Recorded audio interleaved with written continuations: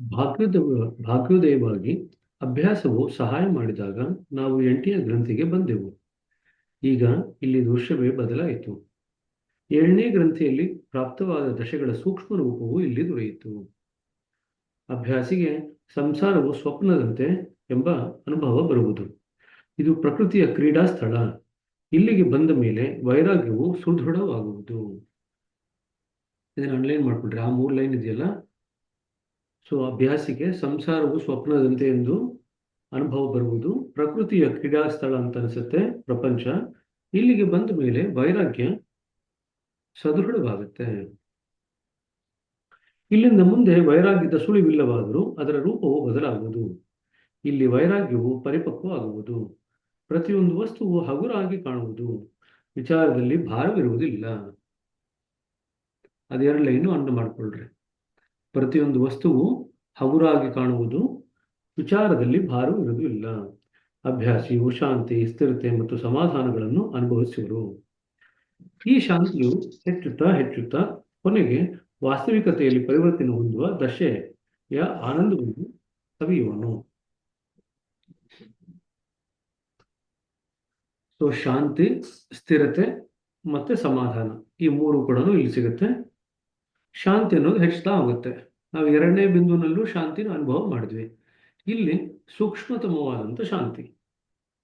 ಆದರೆ ಬಂದು ಯಾರಲ್ಲಿ ಶಾಂತಿಯೊಂದಿಗೆ ವೇದನೆ ಮತ್ತು ಅಸಮಾಧಾನಗಳಿವೆಯೋ ಆತನೇ ನಿಜವಾದ ಅಭ್ಯಾಸಿ. ನನಗೆ ಶಾಂತಿ ಸಿಕ್ತು ಅಂತ ಹೇಳಿ ಕೂತ್ಕೊಂಡ್ಬಿಟ್ರೆ ಒಂದ್ ಕಡೆ ಮುಂದಕ್ಕೆ ಹೋಗ್ಬೇಕು ಅಂತ ಮನಸ್ಸಿಗೆ ಅನಿಸಲ್ಲ. ಸೊ ಹಾಗಾಗಿ ಶಾಂತಿ ಜೊತೆಗೆ ಅಸಮಾಧಾನ ಮತ್ತು ವೇದನೆ. ಯಾತಕ್ಕೆ ಅಸಮಾಧಾನ ಮತ್ತು ವೇದನೆ ಇದೆ? ಇನ್ನೂ ಗುರಿ ತಲುಪಿಲ್ಲ ಅಂತ. ನಾವು ಗಾಡಿಲಿ ಹೋಗ್ತಾ ಇದೀವಿ ಅಂತ ಇಟ್ಕೊಳ್ರಿ, ಮೈಸೂರವರೆಗೂ ಬೆಂಗಳೂರಿಂದ. ಒಂದ್ ಸ್ವಲ್ಪ ದೂರ ಹೋದ್ಮೇಲೆ ಒಂದಿಷ್ಟು ದೂರ ಕ್ರಮಿಸಿದೀವಿ ಅಂತ ಸ್ವಲ್ಪ ಸಂತೋಷನೂ ಆಗುತ್ತೆ. ಜೊತೆಯಾಗಿ ಇನ್ನಿಷ್ಟು ದೂರ ಹೋಗ್ಬೇಕು ಅಂತ ಹೇಳಿ ಆತುರತೆನೂ ಇರುತ್ತೆ, ಅಸಮಾಧಾನನೂ ಇರುತ್ತೆ. ಇನ್ನು ಇಷ್ಟು ದೂರ ಹೋಗ್ಬೇಕು ಅಂತ. ಇದನ್ನೇ ಬಾಬುಜಿ ಹೇಳ್ತಿರೋದು. 8ನೇ ಬಂದಿದ್ದೀರ, ಒಂದಿಷ್ಟು ಶಾಂತಿ ಸಿಕ್ತು. ಯಾಕೆ ಶಾಂತಿ ಸಿಕ್ತು? ಒಂದಿಷ್ಟು ದೂರ ಕ್ರಮಿಸಿದ್ದೀರಾ. ಅದು ಇನ್ನೂ ಮತ್ತಷ್ಟು ದೂರ ಹೋಗ್ಬೇಕು. ಯಾಕಂದ್ರೆ ನಮ್ ಗುರಿ ಇನ್ನು ಮುಟ್ಟಕ್ಕೆ ಗೊತ್ತಿಲ್ಲ, ಗುರಿ ಕಾಣ್ತಾನೆ ಇಲ್ಲ ಇನ್ನು ನಮ್ಗೆ. ಹಾಗಿರ್ಬೇಕಾದ್ರೆ ಏನ್ ಮಾಡ್ತೀರಾ? ಒಂದಿಷ್ಟು ಅಸಮಾಧಾನ ಮತ್ತು ವೇದನೆ ಇದ್ದೇ ಇರುತ್ತೆ. ಈ ವಸ್ತುವು ಕಸಕಡ್ಡಿ ಗಿಡ ಗಂಟೆಗಳನ್ನು ಸ್ವಚ್ಛ ಮಾಡಿ ಮುಂದುವರಿಯಲು ಬಯಲನ್ನು ಉಂಟು ಮಾಡುತ್ತದೆ. ಸಂಸಾರವು ಕನಸಿನಂತೆ ಎಂಬುದನ್ನು ನಾವು ಕೇಳಿದ್ದೇವೆ, ಅದನ್ನು ಹಾಗೆಯೇ ಭಾವಿಸಬೇಕೆಂದನ್ನು ಒಪ್ಪಿದ್ದೇವೆ. ಆದರೆ ನನಗೆನಿಸುವ ಮಟ್ಟಿಗೆ ಕೇವಲ ಓದುವವರಿಗೆ ಈ ರೀತಿಯ ಪ್ರತೀತಿಯೇ ಆಗಿಲ್ಲ. ಹೇಳುವವರಾದರೂ ಯಾವಾಗಲೂ ಇದನ್ನೇ ಒತ್ತಿ ಹೇಳುವರು. ಇದಂತೂ ನಿಯಮಿತ ರೂಪದಿಂದ ಅಭ್ಯಾಸ ಮಾಡುತ್ತಾ ಇಲ್ಲಿವರೆಗೆ ಬಂದ ಮೇಲೆ ವಿಕಾಸ ಹೊಂದುವ ಸ್ಥಿತಿಯಾಗಿದೆ. ಒಂದು ವೇಳೆ ನಾವು ಸಂಸಾರವು ಕನಸಿನಂತೆ ಎಂಬ ವಿಚಾರವನ್ನು ಬಲಪೂರ್ವಕವಾಗಿ ದೃಢ ಮಾಡಿಕೊಂಡುದಾದರೆ ಅದು ಕೃತ್ರಿಮವಾಗುವುದೇ ಹೊರತು ವಾಸ್ತವಿಕ ಸ್ಥಿತಿ ಬರಲಾರದು. ಕೃತ್ರಿಮ ಅಂದ್ರೆ ಆರ್ಟಿಫಿಷಿಯಲ್. ಇದಂತೂ ದಾರಿಕಾರನಿಗೆ ಆತನ ದಾರಿಯಲ್ಲಿ ಸಿಕ್ಕುವ ವಿಶೇಷ ಸ್ಥಾನದ ದಶೆಯಾಗಿದೆ. ಇದನ್ನು ಕೃತ್ರಿಮ ಉಪಾಯಗಳಿಂದ ಪರಿಪಕ್ವಗೊಳಿಸಿಕೊಂಡೆವಾದರೆ ನಮ್ಮಷ್ಟಕ್ಕೆ ನಾವು ಮೋಸ ಹೊಂದಂತೆಯೇ. ಈ ಸ್ಥಾನದ ನಿಜವಾದ ದಶೆಯು ಶಾಂತಿಯದು. ನಾವು ಇದರಲ್ಲಿ ಲಯ ಹೊಂದಿದಾಗ ಇಲ್ಲಿನ ದಶೆಯ ಆತ್ಮಸಾಕ್ಷಾತ್ ಮಾಡಿಕೊಂಡಿರುವುದೆಂದರ್ಥ. ಇಲ್ಲಿಂದ ಹೊರಗೆ ಬಂದು ಸಾರೂಪ್ಯತೆ ದಶೆಯನ್ನು ಪ್ರವೇಶಿಸಿರುವುದರೆ ಈ ಸ್ಥಿತಿಯ ಅನುಭವ ಆಗುವುದು. ಈ ಸ್ಥಿತಿಯಲ್ಲಿ ಒಂದು ಹೊಸ ಚೈತನ್ಯವಿರುವುದು.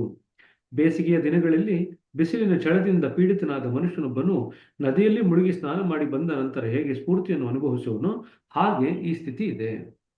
ಇದನ್ನು ಕೂಡ ಅನ್ಲೈನ್ ಮಾಡ್ಕೊಳ್ರಿ. ಇದು ಕೂಡ ಕೇಳ್ತಾರೆ ನಿಮಗೆ. ಹೊಸ ರೀತಿಯಾದಂತ ಒಂದು ಎಷ್ಟನೇ ಗ್ರಂಥಿ ಬ್ರದರ್?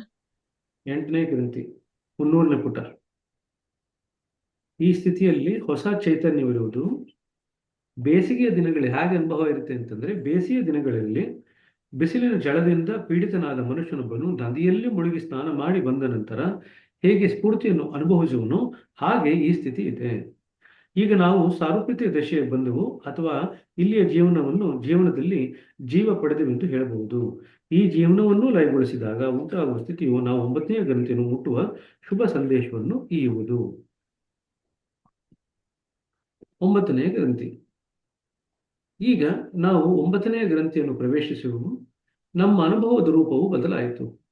ಇಲ್ಲಿಂದ ಎಲ್ಲಿಂದ ಭೂಮಾದ ವಾಸ್ತವಿಕ ಸಂಬಂಧ ಪ್ರಾರಂಭವಾಗುವುದೋ ಆ ದಶೆಗೆ ಬಂದವು. ಸೊ 9ನೇ ಬಿಂದು ಎಂಟರ್ ಆಗ್ತಿದ್ದಂಗೆನೆ, ಪ್ರವೇಶ ಮಾಡ್ತಿದ್ದಂಗೆನೆ ಭೂಮದ ಸ್ಥಿತಿಗೆ ಪ್ರವೇಶ ಮಾಡ್ತಾ ಇದ್ದೀವಿ.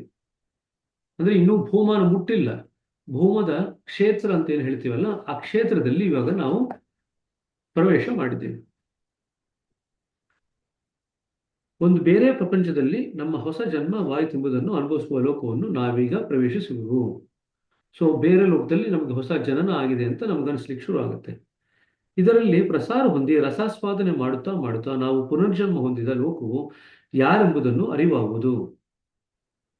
ಸೊ ಅಲ್ಲಿ ಹೋಗಿ ನಮ್ಗೆ ಸ್ವಲ್ಪ ಮಟ್ಟಿಗೆ ಅನುಭವ ಬಂದ್ಮೇಲೆ ಇದು ಯಾರ ಲೋಕ ಅಂತ ನಮ್ಗೆ ಸ್ವಲ್ಪ ಅರಿವಾಗುತ್ತೆ.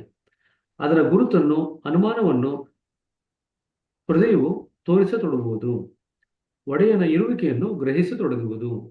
ಇಲ್ಲಿ ಭಗವಂತನ ಇರುವಿಕೆ ನಮಗೆ ಅನುಭವಕ್ಕೆ ಬರಲಿಕ್ಕೆ ಶುರು ಆಗುತ್ತೆ. ಒಡೆಯನ ಇರುವು, ಭಗವಂತನ ಇರುವು. ಅದಕ್ಕೆ ನಾವು ಭೂಮಕ್ಕೆ ಪ್ರವೇಶ ಮಾಡಿದೀವಿ. ಅದಕ್ಕೆ ಡಿವೈನ್ ರೀಜನ್ ಸ್ಟಾರ್ಟ್ಸ್ ಹಿಯರ್ ಅಂತ ಹೇಳ್ತೀವಿ. ಸೊ 8ನೇ ಗ್ರಂಥಿ ನಿಮಗೆ ಪ್ರಪನ್ನ ಆಯಿತು. 9ನೇ ಗ್ರಂಥಿನಲ್ಲಿ ಪ್ರಪನ್ನ ಪ್ರಭು. ಸೊ ಪ್ರಭು ಅಂತ ಬಂದಾಗ ಭಗವಂತನ ಇರುವಿಕೆ ನಮಗೆ ಅನುಭವಕ್ಕೆ ಬರಲಿಕ್ಕೆ ಶುರು ಆಗುತ್ತೆ. ಆತನ ಮಹಿಮೆಯು ಎಷ್ಟು ಆಳವಾದ ಪ್ರಭಾವವನ್ನು ಉಂಟು ಮಾಡುವುದೆಂದರೆ ತಾನಾಗಿ ಆತನ ಪೂಜೆಯು ಆರಂಭವಾಗುವುದು. ಈ ದಶೆಯಲ್ಲಿ ಬರುವ ಮುನ್ನ ಸಾಂಸಾರಿಕ ಕ್ರಿಯಾಶೀಲತೆಯು ಹೆಚ್ಚು ಕಡಿಮೆ ಮುಕ್ತಾಯವಾಗುವುದು. ಸ್ವಾಮಿ ಮತ್ತು ಸೇವಕ ಈ ಸಂಬಂಧವೇ ನಮ್ಮ ಮುಂದೆ ಇರುವುದು. ಆತನು ಸ್ವಾಮಿ, ನಾವು ಸೇವಕರು ಎಂಬ ಅನುಭವವೇ ಈ ಗ್ರಂಥಿಯಲ್ಲಿರುವುದು. ಒಡೆಯನ ಇರುವಿಕೆ ಮತ್ತು ಸಮ್ಮಾನ ಪ್ರತಿಯೊಂದು ಸ್ಥಾನದಲ್ಲಿಯೂ ದೃಷ್ಟಿಪಥದಲ್ಲಿ ಇರುವುದು. ನಾವು ಏನೇ ಕೆಲಸ ಮಾಡಬೇಕಾದರೂ ಒಡೆಯನ ಇರುವಿಕೆ ನಮ್ಮ ಮುಂದೆ ಇದ್ದ ಹಾಗಿರುತ್ತೆ. ಅವನ ಸಮ್ಮಾನ ನಮ್ಮ ದೃಷ್ಟಿಕೋನದಲ್ಲಿ ಇರುತ್ತೆ. ಸೊ ಒಡೆಯನ ದೃಷ್ಟಿಕೋನದಲ್ಲಿ ಇರೋದ್ರಿಂದ ಅವರಿಗೆ ಚ್ಯುತಿ ಬರತಕ್ಕಂಥ ಯಾವ ಕೆಲಸವನ್ನು ನೀವು ಮಾಡೋದಿಲ್ಲ.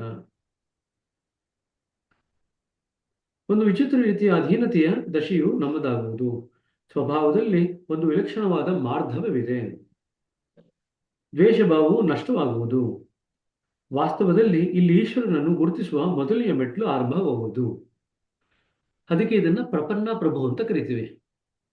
ವಾಸ್ತವಿಕತೆಯಲ್ಲಿ ಈಶ್ವರನನ್ನು ಗುರುತಿಸುವ ಮೊದಲ ಮೆಟ್ಟಲು ಇದೇ ಆಗಿದೆ. ಈ ಸ್ಥಾನದಿಂದ ನಮ್ಮ ಅಸ್ತಿತ್ವವು ಅಳಿಸಿ ಹೋಗಲು ಮೊದಲಾಗುವುದು.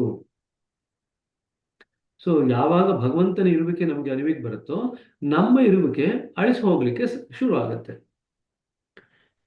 ಇದರಲ್ಲಿ ನಾವು ಆಳವಾಗಿ ಪ್ರವೇಶಿಸಿದಷ್ಟು ಅಸ್ತಿತ್ವವನ್ನು ಲಯಗೊಳಿಸುವುದರಲ್ಲಿ ಸಫಲತೆ ಸಿಗುವುದು. ದರ್ಶನದ ಸುಳಿವು ಇಲ್ಲಿಂದಲೇ ಆರಂಭವಾಗುವುದು. ಈಗ ನಮ್ಮ ದಶೆಯು ಹೇಗಿರುವುದು? ಈಗ ತಿರುಪತಿನಲ್ಲಿ ಹೋಗಿ ನಿಂತ್ಕೊಳ್ತೀರಾ ಅಂತ ಇಟ್ಕೊಳ್ರಿ. ತಿರುಪತಿನಲ್ಲಿ ಹೋಗಿ ನಿಂತ್ಕೊಂಡಾಗ ಹೊರಗಡೆ ಎಲ್ಲ ಗೇಟ್ ಇದೆ. ಹೊರಗಡೆ ಎಲ್ಲ ಗೇಟ್ ದಾಟಿ ನೀವು ಒಳಗಡೆ ಗೇಟ್ ಇದೆಯಲ್ಲ, ಈಗ ದೇವಸ್ಥಾನದ ಒಳಗಡೆ ಗೇಟ್ ಪ್ರಾರಂಭ ಆಗುತ್ತಲ್ಲ, ಆ ಒಳಗಡೆ ಗೇಟು ಪ್ರಾರಂಭ ಆಗಿದೆ ಅಂತ ಇಟ್ಕೊಳ್ರಿ. ಆ ರೀತಿಯಾದಂಥ ಅನುಭವ. ಇದರಲ್ಲಿ ನಾವು ಆಳವಾಗಿ ಪ್ರವೇಶಿಸಿದಷ್ಟು ಅಸ್ತಿತ್ವವನ್ನು ಲಯಗೊಳಿಸುವುದರಲ್ಲಿ ಸಫಲತೆ ಹೊಂದುವು. ದರ್ಶನದ ಸುಳಿವು ಇಲ್ಲಿಂದಲೇ ಆರಂಭವಾಗುವುದು. ದರ್ಶನ ಇನ್ನೇನು ಸಿಗುತ್ತೆ ಅಂತ ನಮ್ಮ ಮನಸ್ಸಿಗೆ ಖಾತ್ರಿ ಆದಂಗೆ ಅನಿಸುತ್ತೆ. ಈಗ ನಮ್ಮ ದಶೆಯು ಹೇಗಿರುವುದು? ಹೆಚ್ಚು ಕಡಿಮೆ ಹನುಮಂತನ ಅವಸ್ಥೆಯೊಂದಿಗೆ ಹೋಲಿಸುವುದೆಂದು ಹೇಳಬಹುದು. ಯಾರಾದರೂ ಆತನಿಗೆ ಆತನ ಶಕ್ತಿಯ ಬಗ್ಗೆ ಎಚ್ಚರ ತಂದುಕೊಟ್ಟರೆ ಮಾತ್ರ ಆತನ ಉತ್ಸಾಹ ಜಾಗೃತವಾಗುತ್ತಿತ್ತು. ಇಲ್ಲವಾದಲ್ಲಿ ಆತನು ವಿಸ್ತೃತನಂತೆ ಇದ್ದನು. ಇನ್ನೂ ಮುಂದೆ ನಡೆಯಿರಿ. ಪ್ರತಿಯೊಂದು ಸ್ಥಾನದಲ್ಲಿಯೂ ಲಯಾವಸ್ಥೆ ಮತ್ತು ಸಾರೂಪ್ಯತೆಯ ಸಂಬಂಧವಿದೆ. ಕೆಲವೆಡೆ ಲಯಾವಸ್ಥೆ ಇದ್ದರೆ ಮತ್ತೆ ಕೆಲವೆಡೆ ಸಾರೂಪ್ಯತೆ ಇದೆ. ಈಗ ಅವಸ್ಥೆಗಳು ಕ್ರಮವಾಗಿ ಲಯ ಹೊಂದಿ ನಮ್ಮನ್ನು ಸಾರೂಪ್ಯತೆಯಲ್ಲಿ ಒಯ್ಯುವು. ಸಾರೂಪ್ಯತೆಯು ಲಯಾವಸ್ಥೆಗೆ ಬಂದಾಗ 10ನೇ ಗ್ರಂಥಿಯನ್ನು ತಲುಪಿದ ಶುಭ ಸಮಾಚಾರ ದೊರೆಯುವುದು. ಇದು ಮಾಮೂಲಿ ಯಥಾ ಪ್ರಕಾರ ಪ್ರತಿಯೊಂದು ಗ್ರಂಥಿನಲ್ಲಿ ನಮಗೆ ಲಯಾವಸ್ಥೆ ಬರುತ್ತೆ, ಆಮೇಲೆ ಸಾರೂಪ್ಯತೆ ಬರುತ್ತೆ. ಅದರಲ್ಲೂ ನಾವು ಲಯಾವಸ್ಥೆಯನ್ನು ಪಡ್ಕೊಂಡಾಗ ಮುಂದಿನ ಹಂತಕ್ಕೆ ಹೋಗ್ತೀವಿ. ಸೊ ಇಲ್ಲಿ 9ನೇ ಬಿಂದು ಇದೆಯಲ್ಲ, ಅದು ಹನುಮಂತನ ಬಿಂದು ಅಂತ ಹೇಳ್ತೀವಿ. 8ನೇ ಬಿಂದುವಿನಲ್ಲಿ ಪಾಯಿಂಟ್ ಆಫ್ ಸರೆಂಡರ್, 9ನೇ ಬಿಂದುವಿನಲ್ಲಿ ಪಾಯಿಂಟ್ ಆಫ್ ಇನ್ಸಿಗ್ನಿಫಿಕೆನ್ಸ್. ನಾವು ಭಗವಂತನ ಮುಂದೆ ಏನೂ ಇಲ್ಲ ಅನ್ನೋ ಅನುಭವ ಆಗ್ಲಿಕ್ಕೆ ಶುರು ಆಗುತ್ತೆ. ಅದನ್ನ ಇಂಗ್ಲಿಷ್ನಲ್ಲಿ ನಾವು ಪಾಯಿಂಟ್ ಆಫ್ ಇನ್ಸಿಗ್ನಿಫಿಕೆನ್ಸ್ ಅಂತ ಕರಿತೀವಿ. ಹನುಮಂತನಿಗಾದರೂ ಅವನಿಗೆ ಶಾಪ ಇತ್ತು. ಅವನ ಶಕ್ತಿಯ ಅರಿವು ಅವನಿಗಾಗಬಾರ್ದು ಅಂತ ಶಾಪ ಇತ್ತು. ಹಾಗಾಗಿ ಅವನು ಋಷಿಮುನಿಗಳಿಗೆಲ್ಲ ತೊಂದರೆ ಮಾಡ್ತಾ ಇರ್ತೇನೆ ಸಣ್ಣ ಹುಡುಗ ಆಗಿರ್ಬೇಕಾದ್ರೆ, ಚೇಷ್ಟೆ ಮಾಡ್ತಾ ಇರ್ತಾನೆ ತುಂಬಾ. ಹಾಗೆ ಒಂದು ಋಷಿ ಅವನ ಚೇಷ್ಟೆಯನ್ನು ತಾಳ್ಲಾರ್ದಿರ, ನಿನ್ನ ಶಕ್ತಿ ಎಲ್ಲ ನೀನು ಮರ್ತು ಹೋಗು, ಯಾರಾದರೂ ನಿನ್ನ ಶಕ್ತಿ ಜ್ಞಾಪಿಸಿದ್ರೆ ಮಾತ್ರ ನಿನಗೆ ಆ ಶಕ್ತಿ ಜ್ಞಾಪಕ ಬರಲಿ ಅಂತ ಹೇಳಿ ಅವನಿಗೆ ಶಾಪ ಕೊಟ್ಟಿರ್ತಾರೆ. ಹಾಗಾಗಿ ಲಂಕೆಗೆ ಹೋಗ್ಬೇಕಾದ್ರೆ ಭಾರತದ ಪೂರ್ತಿ ದಡಕ್ಕೆ ಬರ್ತಾರೆ, ಕೆಳಗಿನ ದಡಕ್ಕೆ ಬರ್ತಾರೆ. ಆದ್ರೆ ಲಂಕೆಗೆ ಹೋಗ್ಬೇಕು ಅಂತ ಹೇಳಿ ಅವನಿಗೆ ತನ್ನಲ್ಲಿ ಶಕ್ತಿ ಇದೆ ಅಂತ ಅರಿವಾಗಲ್ಲ, ಗೊತ್ತಿರಲ್ಲ ಹನುಮಂತನಿಗೆ. ಸೊ ಏನೂ ಗೊತ್ತಿಲ್ಲದ ಒಂಥರ ಕೂತಿರ್ತಾನೆ. ಆಗ ಅಂಗದ ಜಾಂಬವಂತ ಬೇರೆಯವರೆಲ್ಲ ಬಂದು ಅವನಿಗೆ ಜ್ಞಾಪಿಸ್ತಾರೆ, ನಿನಗೆ ಅಗಾಧವಾದಂಥ ಶಕ್ತಿ ಇದೆ, ನೀವು ಮನಸ್ಸು ಮಾಡಿದ್ರೆ ಏನ್ ಬೇಕಾದ್ರೆ ಆಗ್ಬೋದು, ನಿನ್ನ ಶಕ್ತಿನ ಉಪಯೋಗಿಸ್ಕೊ ಅಂತ ಅವನಿಗೆ ಜ್ಞಾಪಕ ಮಾಡ್ತಾರೆ. ಅದಾದ್ಮೇಲೆ ಅವನು ಶ್ರೀಲಂಕಾಗೆ ಲಂಘನ ಮಾಡೋದು. ಅಲ್ಲಿವರೆಗೂ ಕೂಡ ಅವನು ಆ ಲಂಘನ ಮಾಡಲ್ಲ. ಆದ್ರೆ ಅವನಿಗಾದರೆ ಶಾಪ ಇತ್ತು. ಹಾಗಾದ್ರೆ ನಮಗೆಲ್ಲ ಯಾವ ಶಾಪ ಇದೆ ಅಂತ ಕೇಳ್ಕೋಬಹುದು. ನಮ್ಗೆಲ್ಲ ನಮ್ಮ ಸಂಸ್ಕಾರದ ಭಾರದ ಶಾಪ ಇದೆ. ಆ ಸಂಸ್ಕಾರ ನಾವೇ ಇಟ್ಕೊಂಡಿರೋದು, ಬೇರೆ ಯಾರು ಇಟ್ಕೊಂಡಿರೋದಲ್ಲ, ನಾವೇ ಇಟ್ಕೊಂಡಿರೋದು. ಹಾಗಾದ್ರೆ ಹನುಮಂತನ ಶಾಪ ಇತ್ತಲ್ಲ, ಅದು ಅವನದು ಒಂದು ಸಂಸ್ಕಾರನೇ. ಅಲ್ಲಿಗೆ 9ನೇ ಬಿಂದುನಲ್ಲೂ ಸಂಸ್ಕಾರ ಇದೆ ಅಂತ ಆಯ್ತು. ಆಯ್ತಾ? ಆ ಸಂಸ್ಕಾರದಿಂದ ನಾವು ಬಿಡಿಸ್ಕೊಂಡ್ರೆ ಮಾತ್ರ, ಆ ಪ್ರಭುವಿನ ಇರುವಿಕೆಯಲ್ಲಿ ನಮ್ಮ ಮನಸ್ಸು ಲಯಗೊಳಿಸಿದ್ರೆ ಮಾತ್ರ ನಮಗೆ ಕೆಲವು ಶಕ್ತಿಗಳ ಅರಿವು ಬರುತ್ತೆ. ಕೆಲವು ಶಕ್ತಿ ಅಂತಂದ್ರೆ ನಮಗೆ ಆಧ್ಯಾತ್ಮದಲ್ಲಿ ಇನ್ನೂ ಮುಂದುವರಿಬೇಕು ಅನ್ನೋ ಶಕ್ತಿ ಬರುತ್ತೆ. ಆದ್ರೆ ಆ ಶಕ್ತಿ ಬಂದಾಗ ನಾ ಎಲ್ಲರ ಮುಂದೆ ಏನೂ ಇಲ್ಲ ಅನ್ನೋ ಒಂದು ಭಾವ ಬರಲಿಕ್ಕೆ ಶುರು ಆಗುತ್ತೆ. ಭಗವಂತನ ಮುಂದೆ ನಾವು ಏನೂ ಇಲ್ಲ ಅನ್ನೋ ಭಾವ. ಅವಾಗ ನಮ್ಮ ಅಸ್ತಿತ್ವ ಕರಗಿ ಹೋಗ್ಲಿಕ್ಕೆ ಶುರು ಆಗುತ್ತೆ. ಅದಕ್ಕೆ ಹನುಮಂತನ ಕೇಳಿದಾಗ, ರಾಮನಿಗೂ ನಿನಗೂ ಸಂಬಂಧ ಏನು ಅಂತ ಕೇಳಿದಾಗ ರಾಮನೇ ಕೇಳ್ತಾನೆ, ನನಗೂ ನಿನಗೂ ಏನು ಸಂಬಂಧ ಅಂತ. ಹನುಮಂತ ಹೇಳ್ತಾನೆ, ನೀನು ಸ್ವಾಮಿ, ನಾನು ಸೇವಕ, ಆದ್ರೆ ಬ್ರಹ್ಮನ್ನ ಸ್ತರಕ್ಕೆ ಹೋದಾಗ ನಾವಿಬ್ರು ಒಂದೇ ಅಂತ ಹೇಳ್ತಾನೆ. ಈ ದೇಹದಲ್ಲಿರೋವರೆಗೂ ಕೂಡ ನೀ ಸ್ವಾಮಿ, ನಾ ಸೇವಕ, ಬ್ರಹ್ಮನ್ನ ಸ್ತರಕ್ಕೆ ಹೋದಾಗ ನಾವಿಬ್ರು ಒಂದೇ ಅಂತ ಹೇಳ್ತಾನೆ. ಸರಿನಾ? ಸೊ ಅಲ್ಲಿಗೆ ಇದನ್ನು ನಿಲ್ಲಿಸ್ತೀನಿ. ಇಲ್ಲಿ ಸ್ವಾಮಿ ಮತ್ತು ಸೇವಕದ ಭಾವನೆ ದೃಢ ಆಗುತ್ತೆ. ಭಗವಂತನ ಇರುವಿಕೆ ನಮ್ಮ ದೃಷ್ಟಿಯಲ್ಲಿ ಬರುತ್ತೆ, ಅನುಭವಕ್ಕೆ ಬರುತ್ತೆ. ನಮ್ಮ ಸ್ವಭಾವದಲ್ಲಿ ಒಂದು ವಿಲಕ್ಷಣವಾದಂಥ ಮಾರ್ಧವತೆ ಸಾಫ್ಟ್ನೆಸ್, ಮೃದುತ್ವ ಬರುತ್ತೆ. ಇಲ್ಲಿ ಈ ಪಾಯಿಂಟ್ ಬಂದ್ಮೇಲೆ ನಾವು ಯಾರ ಮೇಲೂ ದ್ವೇಷ ಮಾಡ್ಲಿಕ್ಕೆ ಸಾಧ್ಯ ಇಲ್ಲ. ನಮ್ಮಲ್ಲಿ 9ನೇ ಪಾಯಿಂಟ್ ಕರಗತ ಮಾಡ್ಕೊಂಡ್ಬಿಟ್ರೆ ನಾವು ಯಾರ ಮೇಲೂ ದ್ವೇಷ ಮಾಡ್ಲಿಕ್ಕೆ ಸಾಧ್ಯ ಇಲ್ಲ. ಏಕೆಂತಂದ್ರೆ ಇಲ್ಲಿ ಭಗವಂತನ ಇರುವಿಕೆನಲ್ಲಿ ಎಲ್ಲರೂ ಕೂಡ ಭಗವಂತನಿಂದನೇ ಬಂದಿದ್ದಾರೆ ಅನ್ನೋ ಪಾಯಿಂಟ್ ಬಂದಾಗ, ಭಗವಂತನ ಇರುವಿಕೆ ನಮ್ಮಲ್ಲಿ ಮನದಟ್ಟಾದಾಗ ಯಾರನ್ನ ನೀವು ದ್ವೇಷ ಮಾಡ್ತೀರಾ? ಹೇಗೆ ದ್ವೇಷ ಮಾಡ್ತೀರಾ? ಎಲ್ಲರೂ ಭಗವಂತನಿಂದನೇ ಬಂದಿರ್ತಕ್ಕಂಥವ್ರು ಅಂತ ನಮಗೆ ಅರಿವಾಗ್ಲಿಕ್ಕೆ ಗೊತ್ತಾದಾಗ ದ್ವೇಷದ ಭಾವನೆ ಬರ್ಲಿಕ್ಕೆ ಎಲ್ಲ ಆಸ್ಪದ ಉಂಟು. ಜೊತೆಗೆ ನಮ್ಮ ಅಸ್ತಿತ್ವ ಕರಗ್ಲಿಕ್ಕೆ ಶುರು ಆಗತ್ತಲ್ವಾ? ಅಸ್ತಿತ್ವ ಕರಗ್ತಾ ನಮ್ಮ ಅಹಂ ಕೂಡ ತಿಳಿ ಆಗ್ಲಿಕ್ಕೆ ಶುರು ಆಗುತ್ತೆ. ದ್ವೇಷ ಮಾಡ್ಬೇಕಾದ್ರೆ ಒಂದಿಷ್ಟು ಅಹಂ ಗಟ್ಟಿ ಇರಬೇಕು. ಅಹಂ ತಿಳಿ ಆದ್ಮೇಲೆ ಯಾರು ದ್ವೇಷ ಮಾಡ್ಲಿಕ್ಕೆ ಆಗಲ್ಲ. 9ನೇ ಬಿಂದು ಬರೋಷ್ಟೊತ್ತಿಗೆ ಸಾಕಷ್ಟು ಮಟ್ಟಿಗೆ ಅಹಂ ತಿಳಿಯಾಗಿದೆ. ಅಹಂ ತಿಳಿ ಆದ್ಮೇಲೆ ದ್ವೇಷ ಮಾಡುವಂತ ಶಕ್ತಿ ಕೂಡ ನಾವು ಕಳ್ಕೊಂಡ್ಬಿಡ್ತೀವಿ.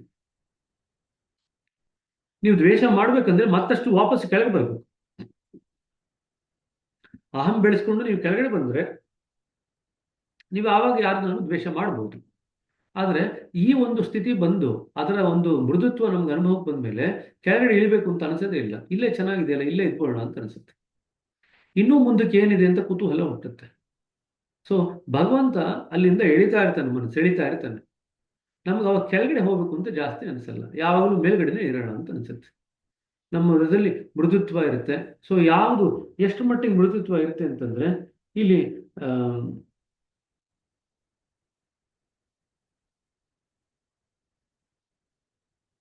ನಮಗೆ ಹಿಂದಿನ ಪಾಯಿಂಟ್ ಅಲ್ಲಿ ಆಗಿತ್ತಲ್ವ, 8ನೇ ಪಾಯಿಂಟ್ ಅಲ್ಲಿ ನಮಗೆ ವಸ್ತುವಿನ ಅನುಭವ ಆಗಲ್ಲ ಅಂತ, ಎಲ್ಲ ಹಗುರವಾಗಿ ಕಾಣುತ್ತೆ ಅಂತ. ಅದು ಇನ್ನೂ ಮತ್ತಷ್ಟು ಗಾಢವಾಗುತ್ತೆ. ಇಲ್ಲಿ ಎಲ್ಲವೂ ಹಗುರ ಆಗುತ್ತೆ. ಸರಿನಾ?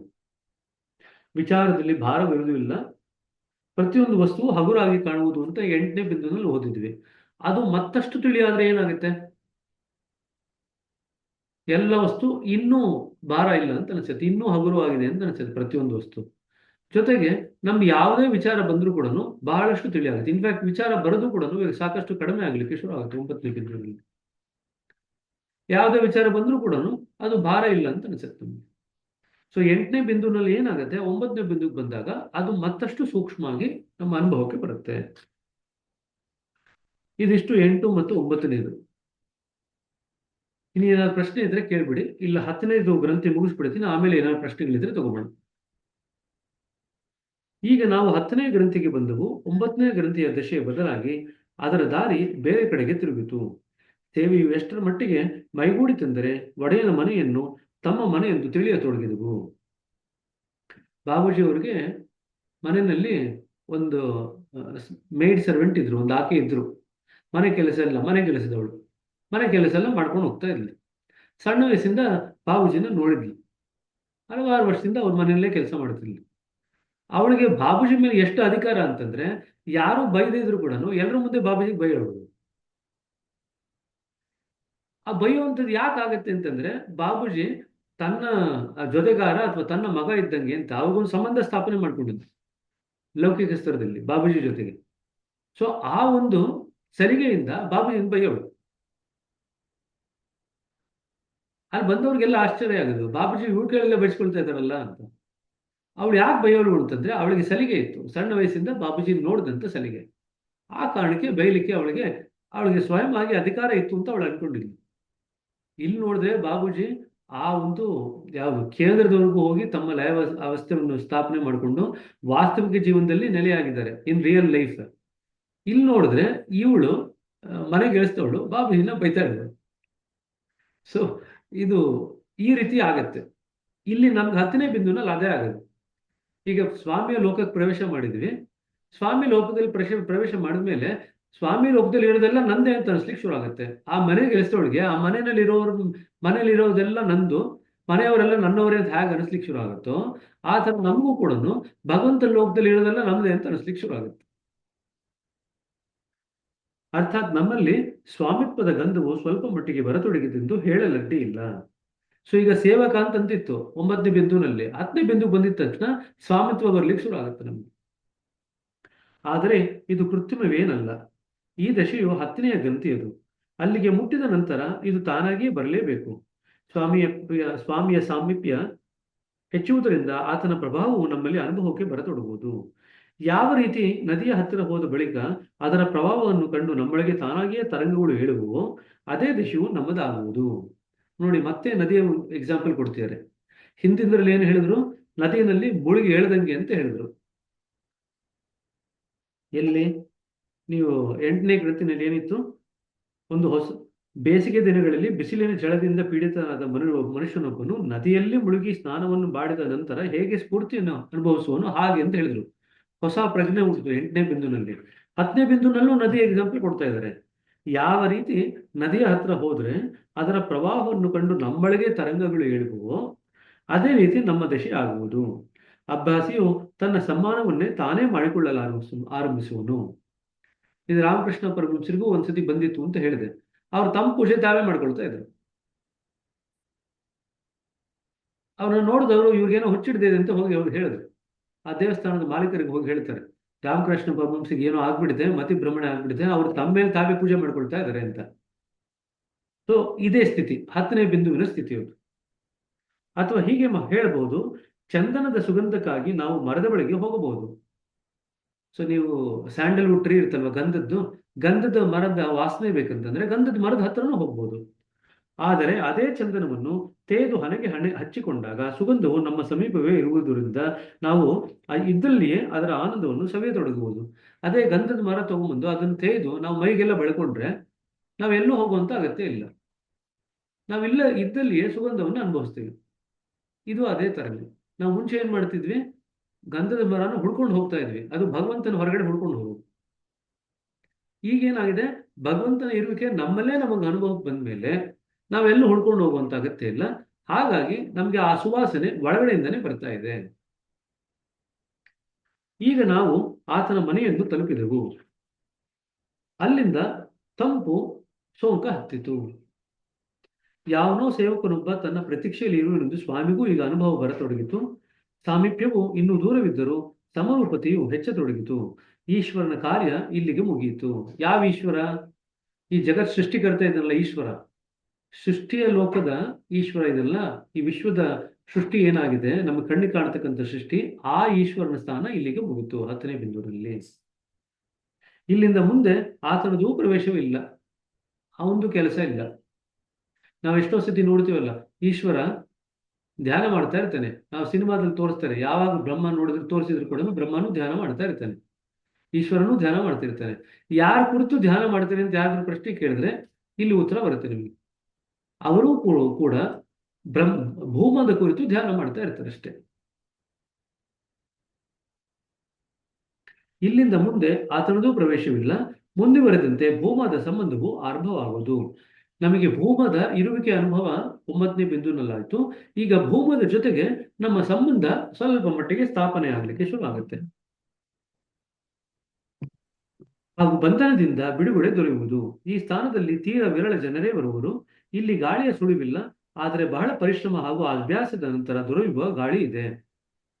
ಗಾಳಿ ಎಷ್ಟು ಸೂಕ್ಷ್ಮವಾಗಿರುತ್ತಂತಂದ್ರೆ ಗಾಳಿ ಬೀಸಲ್ಲ ಅಲ್ಲಿ. ಗಾಳಿಯ ಸ್ಥೂಲ ಸ್ವರೂಪ ನಾವಿಲ್ಲಿ ಅನುಭವಿಸ್ತೀವಲ್ಲ, ಗಾಳಿ ನಮಗೆ ಫೀಲ್ ಆಗುತ್ತೆ, ಗಾಳಿ ಬೀಸುತ್ತೆ ಅನ್ನೋದೆಲ್ಲ ನಮ್ಗೆ ಅನುಭವ ಬರುತ್ತಲ್ಲ, ಇದು ಯಾವುದೂ ಆಗಲ್ಲ. ಗಾಳಿ ತನ್ನ ಸೂಕ್ಷ್ಮ ಸ್ವರೂಪದಲ್ಲಿ ಇರುತ್ತೆ. ಇದು ಪ್ರತಿಯೊಂದು ಬಿಂದುನಲ್ಲೂ ಆಗುತ್ತೆ. ಮೊದಲನೇ ಬಿಂದುನಲ್ಲಿ ಪೃಥ್ವಿ ತತ್ವ ಇದೆ. 6ನೇ ಬಿಂದು ಬಂದ್ರೆ ಆ ಪೃಥ್ವಿ ತತ್ವದ ಸೂಕ್ಷ್ಮ ಸ್ಥಿತಿ ನಮಗೆ ಅನುಭವ ಬರುತ್ತೆ. 2ನೇ ಬಿಂದುನಲ್ಲಿ ನಿಮಗೆ ಆಕಾಶ ತತ್ವ ಇದೆ. 7ನೇ ಬಿಂದು ಬಂತು ಅಂತಂದ್ರೆ ಆಕಾಶ ತತ್ವದ ಸೂಕ್ಷ್ಮ ಸ್ವರೂಪ ನಮ್ಮ ಅನುಭವಕ್ಕೆ ಬರುತ್ತೆ. ಸೊ ಮೊದಲ 5 ಬಿಂದುನಲ್ಲಿ ಏನಿದೆಯೋ ಮುಂದಿನ 5 ಬಿಂದುಗಳಲ್ಲೂ ಕೂಡ ಅದೇ ತತ್ವದ ಸೂಕ್ಷ್ಮ ಸ್ವರೂಪ ಬರುತ್ತೆ. 5ನೇ ಬಿಂದುನಲ್ಲಿ ಏನಿತ್ತು? ಗಾಳಿ ಇತ್ತು, ಗಾಳಿ ತತ್ವ. ಹಾಗಾಗಿ 10ನೇ ಬಿಂದುನಲ್ಲಿ ಗಾಳಿ ತತ್ವದ ಸೂಕ್ಷ್ಮ ಸ್ವರೂಪ ಬರುತ್ತೆ. ಇಲ್ಲವೇ ಗಾಳಿ ಬದಲಾಗಿರುವುದೆಂದು ಹೇಳಬಹುದು. ಗಾಳಿಯ ಮೂಲ ತತ್ವ ಮಾತ್ರ ಉಳಿಯುವುದು.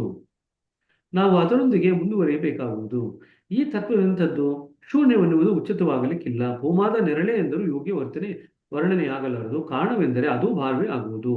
ಭೂಮಾ ಇದೆ, ಅದರ ಇರುವಿಕೆ ಅನುಭವವೂ ಇದೆ. ಯಾವುದೋ ಒಂದು ಅವಿನಾಶಿ ಮತ್ತು ಅಖಂಡ ಅಸ್ತಿತ್ವವಿದ್ದು ನಾವು ಅದರ ಕಡೆಗೆ ಹೋಗಬೇಕಾಗಿದೆ.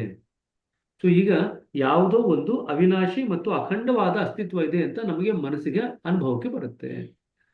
ಅಲ್ಲಿವರೆಗೂ ಎಟರ್ನಲ್ ಎಕ್ಸಿಸ್ಟೆನ್ಸ್ ಅಂತ ಹೇಳ್ತೀವಲ್ಲ, ಅನಂತ ಅವಿನಾಶಿ ಆದದ್ದು, ಅಖಂಡವಾದದ್ದು, ಅದ್ರ ಬಗ್ಗೆ ನಮಗೆ ಇನ್ನೂ ಯಾವ ಅನುಭವನೂ ಇರಲಿಲ್ಲ. 10ನೇ ಬಿಂದು ಬಂದಾಗ ಮೊದಲ ಬಾರಿಗೆ ಅದನ್ನು ಅನುಭವಿಸ್ತೀವಿ, ಎಟರ್ನಲ್ ಎಕ್ಸಿಸ್ಟೆನ್ಸ್. ನಾವು ಅದರ ಕಡೆಗೆ ಹೋಗಬೇಕಾಗಿದೆ ಎಂದಿಷ್ಟೇ ಅನುಭವವಿರುವುದೆಂದು ಉಚಿತವೆಂದು ತೋರುತ್ತದೆ. ಆಗ ನಾವು ಮುಂದಿನ ಗತಿಗೆ ಆರೋಹಣ ಮಾಡಿರುವೆಂದು ತಿಳಿಯತಕ್ಕದ್ದು. ಸೊ ಯಾವುದೋ ಒಂದು ಅವಿನಾಶಿಯಾದಂಥ ಅಖಂಡವಾದಂಥ ಅಸ್ತಿತ್ವ ಇದೆ, ಅದರ ಕಡೆಗೆ ನಾವು ಹೋಗ್ಬೇಕು ಅಂತ ಈಗ ನಮ್ಮ ಮನಸ್ಸಿಗೆ ಹೊಳೆಯುತ್ತೆ. ಈಗ 11ನೇ ಬಿಂದುನಲ್ಲಿ ಅದರ ಕಡೆಗೆ ನಾವು ಹೋಗ್ಲಿಕ್ಕೆ ಶುರು ಮಾಡ್ತೀವಿ. ಸ್ಥಿತಿಯು ಹೀಗಿದ್ದಾಗ ನಾವು 11ನೇ ಗ್ರಂಥಿಯಲ್ಲಿ ಕಾಲಿಟ್ಟೆವು. ಈಗ ಆವರಣ ತಿರುವು ಮರುವಾಯಿತು. ನಿಜತ್ವದ ಸುಳಿವು ತೋರತೊಡಗಿತು. ಅಂತಃಕರಣವು ವಿವಶವಾಯಿತು. ಒಮ್ಮೆ ಮಿಡಿತ, ಒಮ್ಮೆ ನೋವು. ಯಾವಾಗಲೂ ಅವನನ್ನೇ ಪಡೆಯುವ ಶೋಧವಿದೆ. ಆತನಿಲ್ಲದೆ ಶಾಂತಿ ಸಮಾಧಾನಗಳು ಎಲ್ಲಿ? ಹೇಳಬೇಕಾದರೆ ಶಾಂತಿಯು ಈಗ ಅಪ್ಪನೆ ತೆಗೆದುಕೊಂಡಿತ್ತು. ಈಗ ಏನಿದೆ? ಶಾಂತಿಯ ದೋಷಗಳಿಂದ ಶಾಂತಿಯನ್ನು ಸೆಳೆದುಕೊಂಡಿರುವ ಯಾವ ಅನುಭವ ಬರುವುದೋ ಅದೇ ಈ ಸ್ಥಿತಿ ಈ ಗ್ರಂಥಿಯಲ್ಲಿ ತಲುಪಿದಾಗ ಬರುವುದು. ಶಾಂತತೆಯಲ್ಲಿ ಶಾಂತತ್ವವನ್ನು ತೆಗೆದುಬಿಡೋದು. ಏನು ಉಳಿಯುತ್ತೋ ಅದಿರುತ್ತೆ. ಶಾಂತತೆಯಲ್ಲಿ ಶಾಂತತ್ವವನ್ನು ತೆಗೆದಾಗ ಏನು ಉಳಿಯುತ್ತೋ ಅದಿರುತ್ತೆ. ನಮಗೆ ಅದನ್ನು ಲಯಗೊಳಿಸುವುದು. ಈಗ ಎಲ್ಲವೂ ವಿಸ್ತೃತವಾಯಿತು. ನಾವು ಎಲ್ಲಿ ಧುಮುಕಿದ್ದೇವೆಂದು ಜ್ಞಾನವೂ ನಮಗೆ ಇಲ್ಲ. ಆದರೂ ನಾವು ಮುಳುಗಿ ಎದ್ದಾಗ ಅದರ ಲಯಾವಸ್ಥೆಯನ್ನು ದಾಟಿದ್ದೇವೆಂದು ಹೇಳಬಹುದು. ಈಗ ಅಲ್ಲೇನಿದೆ? ಎಲ್ಲವೂ ಹೊರಟು ಹೋದರೂ ನೋವು ಮಾತ್ರ ಇದೆ. ಈ ನೋವು ನಮ್ಮನ್ನು ಗುರಿಯವರೆಗೆ ತಲುಪಿಸಲು ಸಹಾಯಕವೂ ಆಗುವುದು. ನಾವು ಮೂಲ ದಶೆಯಲ್ಲಿ ಬೆರೆತು ಹೋದಾಗ ಇದೂ ಕೂಡ ಇಲ್ಲದಂತಾಗುವುದು. ಈಗ ನಾವು ಸಾರೂಪ್ಯದ ಅವಸ್ಥೆಯಲ್ಲಿರುವೆವು. ಬರಬರುತ್ತಾ ಅದರದೂ ಲಯವಾದಾಗ ನಾವು ತಿಳಿಯಾದ ಸಾರೂಪ್ಯತೆಯ ದಶೆಯನ್ನು ಸೇರುವೆವು. ಇದು 12ನೇ ಗ್ರಂಥಿಯನ್ನು ಮುಟ್ಟಿದ ಸೂಚನೆ ಕೊಟ್ಟಿತು. ತಿಳಿಯಾದಂಥ ಸಾರೂಪ್ಯತೆ ಸ್ಥಿತಿ ಬರುತ್ತೆ ನಮಗಲ್ಲಿ. ಅದನ್ನು ಬಾಬೂಜಿಯವರು ಇಂಗ್ಲಿಷ್ನಲ್ಲಿ ರಿಫೈನ್ಡ್ ಐಡೆಂಟಿಕ್ಯಾಲಿಟಿ ಅಂತ ಹೇಳಿದ್ದಾರೆ. ತಿಳಿಯಾದ ಸಾರೂಪ್ಯತೆ, ರಿಫೈನ್ಡ್ ಐಡೆಂಟಿಕ್ಯಾಲಿಟಿ. ಅದಾದಾಗ ನಾವು 12ನೇ ಬಿಂದುನ ಸೇರ್ತೀವಿ. ಸರಿನಾ? 12ನೇ ಬಿಂದು ಜಾಸ್ತಿ ಇಲ್ಲ, ಇದೊಂದೇ ಪ್ಯಾರಾಗ್ರಾಫ್ ಇರೋದು. 12ನೇ ಬಿಂದು ಓದ್ಬಿಟ್ಟು ನಿಲ್ಲಿಸ್ತೀನಿ. ಅದಾದ್ಮೇಲೆ ಪ್ರಶ್ನೆಗಳೇನಾದ್ರು ತಗೋಬೋಣ. 12ನೇ ಗ್ರಂಥಿ. ಈಗ ನಾವು 12ನೇ ಗ್ರಂಥಿಯನ್ನು ತಲುಪಿದೆವು. ಅದರಲ್ಲಿ ಏನಿದೆ? ಬೇರೆ ಬೇರೆ ಲಯಾವಸ್ಥೆ ಮತ್ತು ಸಾರೂಪ್ಯತೆ ಅವಸ್ಥೆಗಳಿಂದ ನಮಗೆ ಏನೆಲ್ಲ ದೊರೆತಿದೆಯೋ ಅದು ಈಗ ಲಯವಾಯಿತು. ಇನ್ನು ನಾವು ಸ್ವತಃ ಅದರ ಸಾರೂಪ್ಯತೆ ಬರಬೇಕಾಯಿತು. ಸೊ ಹೇಗೆ ಅಂತಂದ್ರೆ, ಪ್ರತಿಯೊಂದು ಬಿಂದುವಿನಲ್ಲೂ ನಮಗೆ ಏನೇನೆಲ್ಲ ಅವಸ್ಥೆಗಳು ಬಂದಿತ್ತಲ್ಲ, ಆ ಎಲ್ಲ ಅವಸ್ಥೆಗಳ ಲಯಾವಸ್ಥೆಯನ್ನು ನಾವು ತಗೊಂಡು ಈಗ 12ನೇ ಬಿಂದುಗೆ ಬಂದ್ವಿ. ಇವೆಲ್ಲವೂ ಒಂದು ಕಡೆ ಕೂಡ್ಕೊಂಡ್ಬಿಡುತ್ತೆ. ಹಾಗೆ ಈಗ ಒಂದು ಎಕ್ಸಾಂಪಲ್ ಕೊಡೋದಾಯ್ತು ಅಂತಂದ್ರೆ, 1ನೇ ಬಿಂದುವಿನಿಂದ ಆ ಲಯಾವಸ್ಥೆಯ ಒಂದು ನದಿ ಹರಿತಾ ಇದೆ ಅಂತ ಇಟ್ಕೊಳ್ರಿ. 2ನೇ ಬಿಂದುವಿಂದ ಮತ್ತೊಂದು ನದಿ ಹರಿತಾ ಇದೆ. ಸೊ ಬೇರೆ ಬೇರೆ ಬಿಂದುಗಳಿಂದ ಬೇರೆ ಬೇರೆ ನದಿಗಳು ಉಗಮವಾಗಿ ಹರಿತಾ ಇದ್ರೆ ಎಲ್ಲವೂ 12ನೇ ಬಿಂದು ಬಂದು ನದಿ ಎಲ್ಲ ಸಮಾಗಮವಾಗುತ್ತೆ. ಯಾವಾಗ ಆ ಎಲ್ಲ ಲಯಾವಸ್ಥೆಗಳ ಒಂದು ಸಮಾಗಮವಾಗುತ್ತೋ ಈಗ ಹೊಸ ರೂಪದ ಸಾರೂಪ್ಯತೆ ನಮಗೆ ಬರುತ್ತೆ. ಅದನ್ನೇ ಬಾಬೂಜಿಯವರು ತಿಳಿಯಾದಂತ ಸಾರೂಪ್ಯತೆ ಅಂತ ಕೇಳ್ತಾರೆ. ಸರಿನಾ? ಅದು ಮುಗಿದು ಹೋಯಿತು. ನಾವು ಆ ದಶೆಯಲ್ಲಿ ಬಂದೆವು. ಇಲ್ಲಿಯ ದೃಶ್ಯವು ಬಹಳ ಸ್ವಚ್ಛ ಮತ್ತು ನಿರ್ಮಲವಾಗಿದೆ, ಸಿಂಪಲ್ ಅಂಡ್ ಪ್ಯೂರ್. ಇದರ ಮುಂದೆ ಸರಳತೆಯೂ ಕೂಡ 1000 ಪಾಲು ಭಾರವೆನಿಸುವುದು. ನಾವು ಇನ್ನೂ ಮುಂದುವರಿದಾಗ ಸರಳತೆಗಿಂತ ಹೆಚ್ಚು ಒಳ್ಳೆಯ ಶಬ್ದ ಬಳಸಲು ಸಿಕ್ಕರೂ ಅದು ಇದಕ್ಕಿಂತ ಎಷ್ಟೋ ಪಾಲು ಭಾರವೇ ಆಗುವುದು. ಈಗ ಸಾಯುಜ್ಯತೆ ಬಂದಿತು, ನಮಗೊಂದು ಹೊಸ ಬಗೆಯ ಜೀವನ ಪ್ರಾಪ್ತವಾಯಿತು. ಅದರ ಅನುಭವವು ನಮಗೆ ಮುಂದಿನ ಗ್ರಂಥಿಯಲ್ಲಿ ಆಗುವುದು. ಹೊಸ ಜೀವನ ನಮಗೆ ಅನುಭವಕ್ಕೆ ಬರುತ್ತೆ. ಸರಳತೆ ಮತ್ತೆ ಸ್ವಚ್ಛತೆ, ನಿರ್ಮಲತೆ, ಈ ಮೂರು ಕೂಡ ಅತಿರೇಕದಲ್ಲಿ ಇರುತ್ತೆ. ಇಲ್ಲಿ ಯಾಕೆ ಸ್ವಚ್ಛತೆ ಇರುತ್ತೆ ಅಂತಂದ್ರೆ, ಇದುವರೆಗೂ ನಾವು ಏನೇನೆಲ್ಲ ಸ್ಥಿತಿಗತಿಗಳೆಲ್ಲ ಅನುಭವಿಸಿದ್ರಲ್ಲ ಅವೆಲ್ಲವೂ ಕೂಡ ಬರೆತು ಹೋಗಿ, ಈಗ ಒಂದು ರಿವರ್ಸ್ ಎಕ್ಸಾಂಪಲ್ ತಗೊಂಡ್ರೆ, ನಾವು ಪ್ರಿಸಮ್ ಇಟ್ಟಿರ್ತೀವಿ, ಈ ಕಡೆಯಿಂದ ಬಿಳಿಯ ಬಣ್ಣನ ನಾವು ಪ್ರಿಸಮ್ಗೆ ತೋರಿಸಿದ್ರೆ ಆ ಕಡೆ 7 ನಿಮ್ಗೆ ಬಣ್ಣಗಳು ಬರುತ್ತೆ ಅಂತ ನಾವು ಓದ್ತೀವಿ. ಕರೆಕ್ಟಾ? ಈಗ ಉಲ್ಟಾ ಮಾಡ್ರಿ, ಈ 7 ಬಣ್ಣಗಳಿತ್ತು ಅಂತ ಇಟ್ಕೊಳ್ರಿ, ನಾವು ವಾಪಸ್ ಹೋದಾಗ ಏನಾಯ್ತು? ಒಂದು ಬಿಳಿ ಬಣ್ಣ ಬಂತು ಅಲ್ವಾ? ಅದೇ ರೀತಿಯಾಗಿ 12 ಬಿಂದುಗಳಲ್ಲಿ ನಮಗೆ 11 ಬಿಂದುಗಳಲ್ಲಿ ಏನೆಲ್ಲ ಅನುಭವ ಬಂದಿತ್ತು ಅದೆಲ್ಲ ಬಣ್ಣಗಳು ಅಂತ ತಗೊಂಡ್ರೆ, ನಾವು ಪ್ರಿಸಮ್ ಮುಖಾಂತರ ವಾಪಸ್ ಹಾಯ್ದು ಹೋದಾಗ ಮತ್ತೆ ಬಿಳಿ ಬಣ್ಣ ಬರುತ್ತಲ್ವಾ? ಆ ರೀತಿಯಾಗಿ. ಸೊ ಎಲ್ಲವೂ ಅದು ಹೋದ್ಮೇಲೆ, ಅನುಭವದೆಲ್ಲವೂ ಛಾಪ್ ಹೊರಟೋದ್ಮೇಲೆ ನಾವು 12ನೇ ಬಿಂದುವಿನಲ್ಲಿ ಅತ್ಯಂತ ಶುದ್ಧ ರೂಪದಲ್ಲಿ, ಪರಿಶುದ್ಧ ರೂಪದಲ್ಲಿ ಇರ್ತೀವಿ.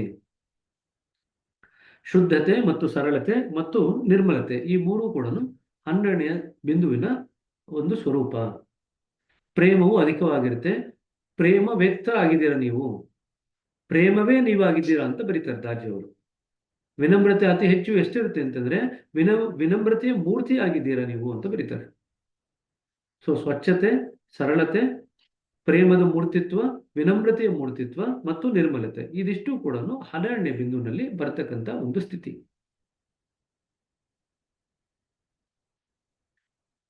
ಸೊ ಸರಳತೆ ಕೂಡ ಭಾರ ಅಂತ ಅನಿಸುತ್ತೆ. 12ನೇ ಬಿಂದುಗೆ ಎಂಟರ್ ಆದಾಗ ಸರಳತೆ ಸಾಕಷ್ಟು ಅನುಭವ ಬರುತ್ತೆ. ಇನ್ನೂ ಮುಂದಕ್ಕೆ ಹೋಗ್ತಿದ್ದಂಗೆನೆ ಅದು ಭಾರ ಅಂತ ಅನಿಸ್ಲಿಕ್ಕೆ ಶುರು ಆಗುತ್ತೆ, ಅದು ಬೇಡ ಅಂತ ಅನ್ಸುತ್ತೆ. ಅದನ್ನ ಬೇರೆ ಯಾವ್ದೊಂದು ಪದದಿಂದ ವರ್ಣನೆ ಮಾಡಿದ್ರೆ ಅದು ಭಾರ ಅಂತ ಅನ್ಸುತ್ತೆ. ಯಾಕೆಂದ್ರೆ ಆ ಅನುಭವನ ತಿಳಿ ಹೇಳಲಿಕ್ಕೆ ಯಾವ ಪದ ಕೂಡ ನಿಮ್ಗೆ ಸಿಗಲ್ಲ. ಸರಿನಾ? ಇಲ್ಲಿಗೆ ನಿಲ್ಲಿಸ್ತೀನಿ. ಏನಾದರೂ ಪ್ರಶ್ನೆಗಳಿದ್ರೆ ತಗೊಂಡು 8, 9, 10, 11, 12 ಈಗ ನಾ ಏನೆಲ್ಲ ಒತ್ತಿ ಹೇಳಿದೆ ಅದನ್ನ ದಯವಿಟ್ಟು ಅಂಡರ್ಲೈನ್ ಮಾಡ್ಕೊಂಡ್ರೆ ಇದರ ಪ್ರಕಾರ ನಿಮಗೆ ಪರೀಕ್ಷೆನಲ್ಲಿ ಪ್ರಶ್ನೆಗಳು ಬರೋದು. ಭೂಮ ಅನ್ನೋದು ಸ್ವಲ್ಪ ಎಕ್ಸ್ಪ್ಲೇನೇಷನ್ ಬೇಕಣ್ಣ. 13ನೇ ಬಿಂದು ಆದ್ಮೇಲೆ ಅಂತಿಮ ದಶೆ ಅಂತ ಏನ್ ಬರುತ್ತಲ್ವಾ, ಅದೆರಡೂ ಬಂದಾಗ ಭೂಮದ ಬಗ್ಗೆ ನಾವು ಓದ್ತೀವಿ, ಚಿಂತೆ ಮಾಡಬೇಡಿ. ಸರಿನಾ? ಅಲ್ಲಿವರೆಗೂ ಸ್ವಲ್ಪ ವೇಟ್ ಮಾಡ್ರಿ. ಭೂಮ ಅಂದ್ರೆ ಇಲ್ಲಿ ಯಾವ ಅರ್ಥ ಅಂತಂದ್ರೆ, ನಾವು ಯಾವ ಗುರಿಯನ್ನು ಭಗವಂತ ಅಂತ ಇಟ್ಕೊಂಡಿದೀವಲ್ಲ, ದೇವರು ಅಂತ ಇಟ್ಕೊಂಡಿದೀವಲ್ಲ, ಆ ಅಸ್ತಿತ್ವದ ಇರುವಿಕೆ. ಇಲ್ಲಿ ನಾವು ನೋಡ್ತೀವಲ್ಲ, ಶಿವ, ವಿಷ್ಣು, ಗಣೇಶ, ಸುಬ್ರಹ್ಮಣ್ಯ, ಇದು ಯಾವುದೂ ಅಲ್ಲ. ಆ ಎಲ್ಲ ಸ್ತರಗಳನ್ನು ದಾಟ್ಬಿಡ್ತೀವಿ ನಾವು. ಅದಕ್ಕೆ 10ನೇ ಬಿಂದುಗೆ ಬಂದಾಗ ಏನ್ ಬರೆದ್ರು ಬಾಬೂಜಿ? ಈ ಪ್ರಪಂಚ ಸೃಷ್ಟಿಯ ರಚನೆ ಆದ ಮೇಲೆ ಅದಕ್ಕೊಂದು ಈಶ್ವರ ಅಂತ ಇರ್ತಾನೆ. ಪ್ರಪಂಚದಲ್ಲಿ ಯಾವುದೇ ಒಂದು ವಸ್ತು ರಚನೆ ಆದ್ರೂ ಅದಕ್ಕೊಂದು ಪ್ರಭು ಇರ್ತಾನೆ. ಆ ಪ್ರಭುಗೆ ನಾವು ಈಶ್ವರ ಅಂತ ಕರಿತೀವಿ. ಸೊ ಹಾಗಾದ್ರೆ ಭಗವಂತ ಈ ಲೋಕಗಳೆಲ್ಲ ಸೃಷ್ಟಿ ಮಾಡಿದಾನೆ, ಅಥವಾ ನಮ್ಮ ಕಣ್ಣು ಕಾಣತಕ್ಕಂಥ ಏನು ಸೃಷ್ಟಿ ಇದೆಯಲ್ಲ, ಇವೆಲ್ಲವೂ ಒಂದು ವಸ್ತು ಅಂತ ಇಟ್ಕೊಂಡ್ರೆ ಅದಕ್ಕೊಂದು ಪ್ರಭು ಇರ್ತಾನೆ. ಅವನನ್ನ ನಾವು ಈಶ್ವರ ಅಂತ ಕರಿತೀವಿ. ಸಮಸ್ತ ಸೃಷ್ಟಿಗೆ ಒಬ್ಬ ಪ್ರಭು ಇದ್ದಾನೆ, ಕಣ್ಣಿಗೆ ಕಾಣತಕ್ಕಂಥ ಸೃಷ್ಟಿಗೆ, ಆ ಸೃಷ್ಟಿಗೆ ಒಬ್ಬ ಪ್ರಭು ಇದ್ದಾನೆ, ಅವನನ್ನು ನಾವು ಈಶ್ವರ ಅಂತ ಹೇಳ್ತೀವಿ. ಅರ್ಥ ಆಯ್ತಾ? ನಾವು ಭೂಮಕ್ಕೆ ಈಶ್ವರ ಅಂತ ಕರೆಯಲ್ಲ. ಯಾವ ವಸ್ತು ಸೃಷ್ಟಿಯಾಗಿದೆಯೋ ಅದಕ್ಕೆ ಈಶ್ವರ ಅನ್ನೋ ಪದ ಕೊಡ್ತೀವಿ. ಭೂಮ ಸೃಷ್ಟಿನೇ ಆಗಿಲ್ಲ, ಅದು ಸೃಷ್ಟಿಯಿಂದ ಆಚೆ ಇರ್ತಕ್ಕಂಥದ್ದು, ಅದು ನಿರಂತರವಾಗಿರ್ತಕ್ಕಂಥದ್ದು. ಸೊ ಅದಕ್ಕೆ ನಾವು ಈಶ್ವರ ಅಂತ ಕರೆಯಲ್ಲ ಭೂಮನ. ಅರ್ಥ ಆಯ್ತಾ? ಈಗ ಕಾಲ ಇದೆ, ಕಾಲ ಸೃಷ್ಟಿಯಾಗಿದೆ, ಅದಕ್ಕೆ ಮಹಾಕಾಲೇಶ್ವರ ಅಂತ ಹೇಳ್ತೀವಿ. ಸರಿನಾ? ಈಶ್ವರ ಅನ್ನೋ ಪದ ಎಲ್ಲಿ ಉಪಯೋಗಿಸ್ತೀವಿ ಅಂದ್ರೆ, ಯಾವುದೋ ಒಂದು ಸೃಷ್ಟಿಯಾಗಿದೆ, ಅದಕ್ಕೆ ಒಂದು ಪ್ರಭು ಅಂತ ಬೇಕು, ಆ ಪ್ರಭುಗೆ ನಾವು ಈಶ್ವರ ಅಂತ ಹೇಳ್ತೀವಿ. ಕಾಲ ಈಶ್ವರ ಅಂತ ಕರಿತೀವಿ. ಕಾಲ ಭೈರವ ಶಿವನಿಂದ ಬಂದಂತ ಒಂದು ಅಂಶ, ಅವನಿಗೆ ನಾವು ಈಶ್ವರ ಪಟ್ಟ ಕೊಡ್ತೀವಿ. ಯಾಕೆಂದ್ರೆ ಅವನು ಸೃಷ್ಟಿ ಆಯ್ತಲ್ವಾ, ಅದಕ್ಕೆ ಅವನಿಗೆ ಕಾಲ ಭೈರವೇಶ್ವರ. ಕಾಲ ಭೈರವೇಶ್ವರ ಅಂದ್ರೆ ಯಾರು? ಅವನಿಗೆ ನಿಸರ್ಗದ ಕೆಲವು ಶಕ್ತಿಗಳ ಮೇಲೆ ಪ್ರಭುತ್ವ ಇರುತ್ತೆ. ನಿಸರ್ಗದಲ್ಲಿ ಸೃಷ್ಟಿಯಾಗಿರ್ತಕ್ಕಂಥ ಕೆಲವು ಶಕ್ತಿ ಮೇಲೆ ಅವನಿಗೆ ಪ್ರಭುತ್ವ ಇರುತ್ತೆ, ಅವನಿಗೆ ನಾವು ಕಾಲ ಭೈರೇಶ್ವರ ಅಂತ ಕರಿತೀವಿ. ಸೊ ಈಶ್ವರ ಅನ್ನೋ ಪದ ಎಲ್ಲಿ ಬಂದ್ರು ಕೂಡ ಅದು ಏನ್ ಇಂಡಿಕೇಟ್ ಮಾಡುತ್ತೆ ಅಂದ್ರೆ, ಯಾವುದೋ ವಸ್ತು ಅಥವಾ ಶಕ್ತಿ ನಿಸರ್ಗದಲ್ಲಿ ಸೃಷ್ಟಿಯಾಗಿದೆ, ಅದಕ್ಕೊಬ್ಬ ಪ್ರಭು ಇದ್ದಾನೆ, ಆ ಪ್ರಭುಗೆ ನಾವು ಈಶ್ವರ ಅಂತ ಕರಿತೀವಿ. ಸರಿನಾ? ಇಷ್ಟು ಜ್ಞಾಪಕ ಇಟ್ಕೊಬೇಕು. ಇಲ್ಲದ್ರೆ ಈಶ್ವರ ಅನ್ನೋ ಪದಕ್ಕೆ ತುಂಬಾ ಕನ್ಫ್ಯೂಸ್ ಆಗುತ್ತೆ. ಭೂಮಕ್ಕೆ ನಾವು ಈಶ್ವರ ಅನ್ನಲ್ಲ ಯಾವತ್ತೂ. ಯಾಕೆ ಅನ್ನಲ್ಲ ಅನ್ನೋದು ನಾವು ವಿವರಣೆ ಮಾಡಿದೆ. ಯಾಕಂದ್ರೆ ಭೂಮಿ ಸೃಷ್ಟಿನೇ ಆಗಿಲ್ಲ. ಭೂಮ ಅನ್ನೋದಿದೆಯಲ್ಲ, ಭೂಮ ಅನ್ನೋದು ಸೃಷ್ಟಿಗೆ ಆಧಾರ, ಆದ್ರೆ ತಾನೇ ಸೃಷ್ಟಿಯ ಹೊರಗಡೆ ಇದೆ. ಹಾಗಾಗಿ ನಾವು ಸೃಷ್ಟಿ ಆಗದೆ ಇರತಕ್ಕಂಥ ಭೂಮಗೆ ನಾವು ಈಶ್ವರ ಅಂತ ಅನ್ನಲ್ಲ. ಸರಿನಾ? ಸೊ ಭೂಮ ಅಂದ್ರೆ ಇಲ್ಲಿ ಅಂತಿಮ ದೇವರು, ನಾವು ಮೂಲ ವಸ್ತು, ಪರತತ್ವ ಅಂತ ನಾವೇನೆಲ್ಲ ಕರಿತೀವಲ್ಲ, ಅದಕ್ಕೆ ನಾವು ಭೂಮ ಅಂತ ಹೇಳ್ತೀವಿ. ಸೊ ಕೃಷ್ಣ ಭಗವದ್ಗೀತೆನಲ್ಲಿ ಬರೀತಾನೆ, ನಮ್ಮ ಕಣ್ಣು ಕಾಣ್ತಕ್ಕಂಥ ಪ್ರಪಂಚ ಇದೆಯಲ್ಲ, ಅದು ಕೇವಲ ಕಾಲು ಭಾಗ ಅಷ್ಟೇ. ಕಣ್ಣು ಕಾಣದೇ ಇರ್ತಕ್ಕಂಥ ಪ್ರಪಂಚ ಇದೆಯಲ್ಲ, ಅದು ಮುಕ್ಕಾಲು ಭಾಗ ಅಂತ ಬರೀತಾನೆ ಕೃಷ್ಣ ಭಗವದ್ಗೀತೆನಲ್ಲಿ. ಕಣ್ಣು ಕಾಣ್ತಕ್ಕಂಥದ್ದು ಕೇವಲ ಕಾಲು ಭಾಗ ಸೃಷ್ಟಿ ಅಷ್ಟೇ, ಕಣ್ಣು ಕಾಣದೇ ಇರತಕ್ಕಂಥದ್ದು ಮುಕ್ಕಾಲು ಭಾಗ ಸೃಷ್ಟಿ ಇದೆ ಅಂತ ಬರೀತಾನೆ. ಅಲ್ಲಿಗೆ ಕಣ್ಣಿಗೆ ಕಾಣ್ತಕ್ಕಂಥ ಸೃಷ್ಟಿ ಇದೆಯಲ್ಲ, ಅದಕ್ಕೆ ಯಾರು ಪ್ರಭುನೋ ಅದಕ್ಕೆ ನಾವು ಈಶ್ವರ ಅಂತ ಕರಿತೀವಿ. ಹಾಗಾದ್ರೆ ಕಣ್ಣು ಕಾಣದೇ ಇರತಕ್ಕಂಥದ್ದು ಇದೆಯಲ್ಲ, ಈಗ ಆ ಕಣ್ಣು ಕಾಣದೇ ಇರತಕ್ಕಂಥ ಸ್ಥಳದಲ್ಲಿ ನಾವು ನಮ್ಮ ಪ್ರವೇಶ ಪಡೆದಿದ್ದೀವಿ. ಅಷ್ಟು ಮಟ್ಟಿಗೆ ನಮಗೆ ಸೂಕ್ಷ್ಮತೆ ಬೆಳೆದಿದೆ. ಸೂಕ್ಷ್ಮತೆ ಬೆಳೆದಿರೋದ್ರಿಂದ ಆ ಒಂದು ಲೋಕದಲ್ಲಿ ಪ್ರವೇಶ ಪಡೆದಿದ್ದೀವಿ. ಕಣ್ಣು ಕಾಣಲ್ಲ, ಅದು ಬರೀ ಅನುಭವಕ್ಕಷ್ಟೇ ವೇದ್ಯವಾಗುತ್ತೆ. ಸರಿನಾ? ಅಲ್ಲಿ ನೋಡಿ, 10, 11, 12ರಲ್ಲಿ ಅನುಭವನೇ ಜಾಸ್ತಿ ಪ್ರಧಾನವಾಗುತ್ತೆ, ಕಣ್ಣಿಗೆ ಏನು ಕಾಣಲ್ಲ ಜಾಸ್ತಿ ಅಲ್ಲಿ. ಸೊ ಇದೊಂದು ರೂಲ್ ಇದೆ, ಆಧ್ಯಾತ್ಮಿಕವಾಗಿ ಪ್ರಗತಿ ಆಗ್ಬೇಕಾದ್ರೆ ಅಬ್ಸರ್ವೇಷನ್ ಕಡಿಮೆ ಆಗ್ತಾ ಹೋಗುತ್ತೆ, ಅನುಭವ ಜಾಸ್ತಿ ಆಗ್ತಾ ಹೋಗುತ್ತೆ, ಫೀಲಿಂಗ್ ಜಾಸ್ತಿ ಆಗ್ತಾ ಹೋಗುತ್ತೆ. ಇದಕ್ಕೆ ಜ್ಞಾಪಕ ಇಟ್ಕೊಳ್ರಿ. ನಾವು ಪ್ರಗತಿ ಆಗ್ತಾ ಆಗ್ತಾ ಪಿಂಡ ಪ್ರದೇಶದಲ್ಲಿ ನಮ್ಗೆ ಏನೇನೋ ಕಾಣುತ್ತೆ ಧ್ಯಾನ ಮಾಡ್ಬೇಕಾದ್ರೆ. ಏನೋ ಜಾಸ್ತಿ ಒಂದ್ ನಿಮಿಷ ಸಿಸ್ಟರ್, ಒಂದ್ ನಿಮಿಷ. ಏನೇನೋ ಕಾಣ್ತಾ ಇದೆ ಅಂತಂದ್ರೆ ನಾವಿನ್ನು ಪಿಂಡ ಪ್ರದೇಶದಲ್ಲಿ ಸಾಕಷ್ಟು ಇದೀವಿ ಅಂತ. ನಾವು ಪಿಂಡ ಪ್ರದೇಶ ದಾಟಿದ ಮೇಲೆ ನಮಗೆ ಕಾಣೋದು ಕಡಿಮೆ ಆಗ್ಲಿಕ್ಕೆ ಶುರು ಆಗುತ್ತೆ, ಅನುಭವ ಅಥವಾ ಫೀಲಿಂಗ್ಸ್, ಭಾವಗಳು ಜಾಸ್ತಿ ಆಗ್ಲಿಕ್ಕೆ ಶುರು ಆಗುತ್ತೆ. ಇದು ನಿಮ್ಗೊಂದು ಇಂಡಿಕೇಶನ್. ಪಿಂಡ ಪ್ರದೇಶದಲ್ಲಿ ಮೂಮೆಂಟ್, ಒಂದು ಕಡೆಯಿಂದ ಇನ್ನೊಂದು ಕಡೆಗೆ ಹೋದಂತ ಮೂಮೆಂಟ್ ಆಗುತ್ತೆ. ಆದ್ರೆ ನಾವು ಬ್ರಹ್ಮಾಂಡ ಪ್ರವೇಶ ಮಾಡಿದ ಮೇಲೆ ಎಲ್ಲಾ ದಿಕ್ಕಿನಲ್ಲೂ ವಿಸ್ತಾರ ಆಗ್ತಕ್ಕಂಥ ಅನುಭವ ಆಗುತ್ತೆ. ಸೊ ಪಿಂಡ ಪ್ರದೇಶದಲ್ಲಿ ಮೂಮೆಂಟ್ ಆಗುತ್ತೆ, ಬ್ರಹ್ಮಾಂಡದಿಂದ ಮುಂದಕ್ಕೆ ಹೋಗ್ಬೇಕಾದ್ರೆ ವಿಸ್ತಾರ ಆಗುತ್ತೆ. ವಿಸ್ತಾರ ಎಲ್ಲ ದಿಕ್ಕಿನಲ್ಲೂ ಆಗುತ್ತೆ, ಎಕ್ಸ್ಪ್ಯಾನ್ಷನ್ ಅಂತ ಕರಿತೀವಿ ನಾವು ಇಂಗ್ಲಿಷ್ನಲ್ಲಿ. ಪಿಂಡ ಪ್ರದೇಶದಲ್ಲಿ ಬರೀ ಮೂಮೆಂಟ್, ಚಲನೆ ಅಂತ ಹೇಳ್ತೀವಿ ಪಿಂಡ ಪ್ರದೇಶದಲ್ಲಿ. ಸರಿನಾ? ಆಯ್ತು, ಏನೋ ಪ್ರಶ್ನೆ ಕೇಳ್ರಿ ಸಿಸ್ಟರ್. ಈಗ ಸತ್ಯಪದ ಇಲ್ಲಿಂದ ಸ್ಟಾರ್ಟ್ ಆಗುತ್ತಾ, ಇಲ್ಲ ಇಲ್ಲಿ ಇರುತ್ತೆ 12ನೇ ಬಿಂದು? ಅಲ್ಲಿ ಇರಲ್ಲ. ಸತ್ಯಪದದ ಕ್ಷೇತ್ರ ಅಂತ ಅದಕ್ಕೆ ನಾ ಹೇಳಿದ್ದು. ಈಗ ಒಂದು ಮ್ಯಾಗ್ನೆಟ್ ಇಟ್ಕೊಂಡಿದ್ದೀರಾ ಅಂತ ಇಟ್ಕೊಳ್ರಿ, ಮ್ಯಾಗ್ನೆಟ್ ನ ಸುತ್ತ ಮ್ಯಾಗ್ನೆಟಿಕ್ ಫೀಲ್ಡ್ ಇದೆ ಅಲ್ವಾ? ಸೊ ನೀವು ಮ್ಯಾಗ್ನೆಟಿಕ್ ಫೀಲ್ಡ್ ಎಂಟರ್ ಆದ್ರೆ ಮ್ಯಾಗ್ನೆಟ್ ಇನ್ನೂ ತಲುಪಿಲ್ಲ ನೀವು. ಮ್ಯಾಗ್ನೆಟಿಕ್ ಫೀಲ್ಡ್ ನ ಅಯಸ್ಕಾಂತದ ಕ್ಷೇತ್ರ ಇದೆಯಲ್ಲ, ಅದನ್ನ ಎಂಟರ್ ಆಗಿದ್ರೆ ಅಷ್ಟೇ. ಇನ್ನು ಅಯಸ್ಕಾಂತದವರೆಗೂ ಹೋಗಿಲ್ಲ ನೀವು. ಓಕೆ. ಅರ್ಥ ಆಯ್ತಾ? ಸೊ ಭೂಮದ ಕ್ಷೇತ್ರ ಅಂತ ಇಟ್ಕೊಳ್ರಿ. 9ನೇ ಬಿಂದುವಿನಲ್ಲಿ ಭೂಮದ ಕ್ಷೇತ್ರದ ಪೆರಿಫೆರಿ. ಭೂಮದ ಕ್ಷೇತ್ರದಿಂದ ನಾವು ಕೇಂದ್ರದವರೆಗೂ ಹೋಗ್ತೀವಿ. ಅದಿಷ್ಟು ಕ್ಷೇತ್ರ ಇದೆಯಲ್ಲ, ಕೇಂದ್ರದಿಂದ ಹಿಡಿದು 9ನೇ ಬಿಂದುವರೆಗೂ ಅದು ಭೂಮದ ಕ್ಷೇತ್ರ. ಆ ಕ್ಷೇತ್ರದಲ್ಲಿ ನಾವು 9ನೇ ಬಿಂದುವಿನಲ್ಲಿ ಪ್ರವೇಶ ಮಾಡ್ತೀವಿ. 9ನೇ ಬಿಂದುಗೆ ಅದಕ್ಕೆ ಹೆಸರು ಪ್ರಪನ್ನ ಪ್ರಭು ಅಥವಾ ಪ್ರಭು ಪ್ರಪನ್ನ. ನೀವು ಯಾವ ರೀತಿಯಲ್ಲಿ ಕರೀರಿ. ಪ್ರಪನ್ನ ಪ್ರಭು ಅಂದ್ರೆ ಅದರಲ್ಲಿ 2 ಕ್ಷೇತ್ರಗಳ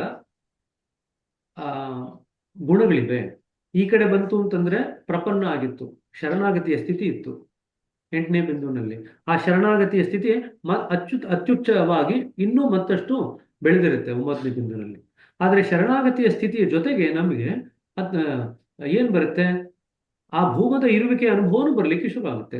ಯಾವುದೋ ಒಂದು ಇದೆಯಪ್ಪ, ಒಂದು ಶಕ್ತಿ ಇದೆ ಅಂತ ಅನುಭವಕ್ಕೆ ಬರ್ಲಿಕ್ಕೆ ಶುರು ಆಗುತ್ತೆ. ಏನು ಅಂತ ಗೊತ್ತಿಲ್ಲ ನಮಗೆ, ಏನೋ ಒಂದು ಶಕ್ತಿ ಇದೆ ಅಂತ ಅನಿಸುತ್ತೆ. ಅದು 9ನೇ ಬಿಂದು.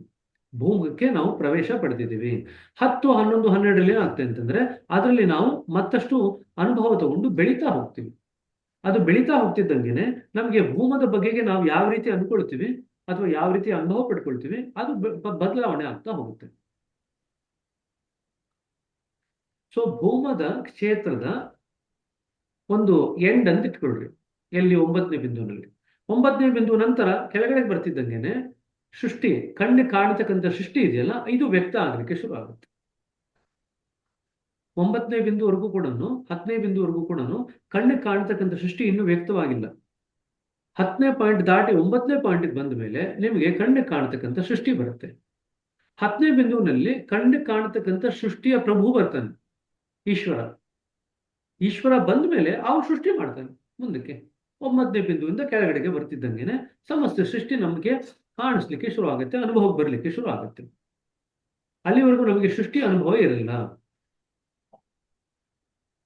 ಸರಿನಾ? ಸೊ ಭೂಮದ ಕ್ಷೇತ್ರದ ಒಂದು ಪರಿವಿಧಿ ಅಂತ ಇಟ್ಕೊಳ್ರಿ. 9ನೇ ಪಾಯಿಂಟ್ ನಲ್ಲಿ ಭೂಮದ ಕ್ಷೇತ್ರದ ಕೊನೆ ಏನಿದೆ ಅಲ್ಲಿ ಎಂಟರ್ ಆಗ್ತೀವಿ. ಇನ್ನು ಮುಂದಕ್ಕೆ 10, 11, 12, 13 ಎಲ್ಲ ಭೂಮದ ಹತ್ರ ಹೋಗೋದೇ ನಮ್ಮ ಪ್ರಯಾಣ.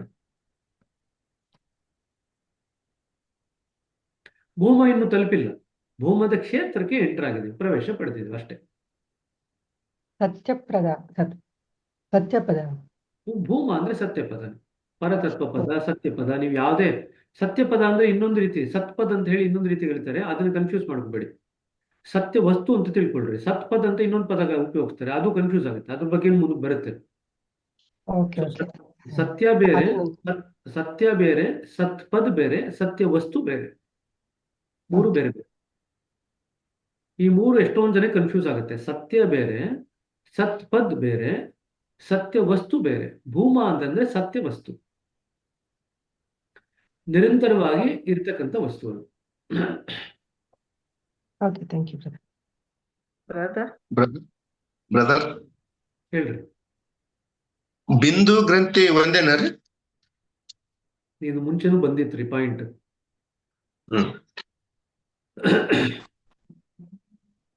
ಬಿಂದು ಅಂತಂದ್ರೆ ಒಂದು ಡಾಟ್.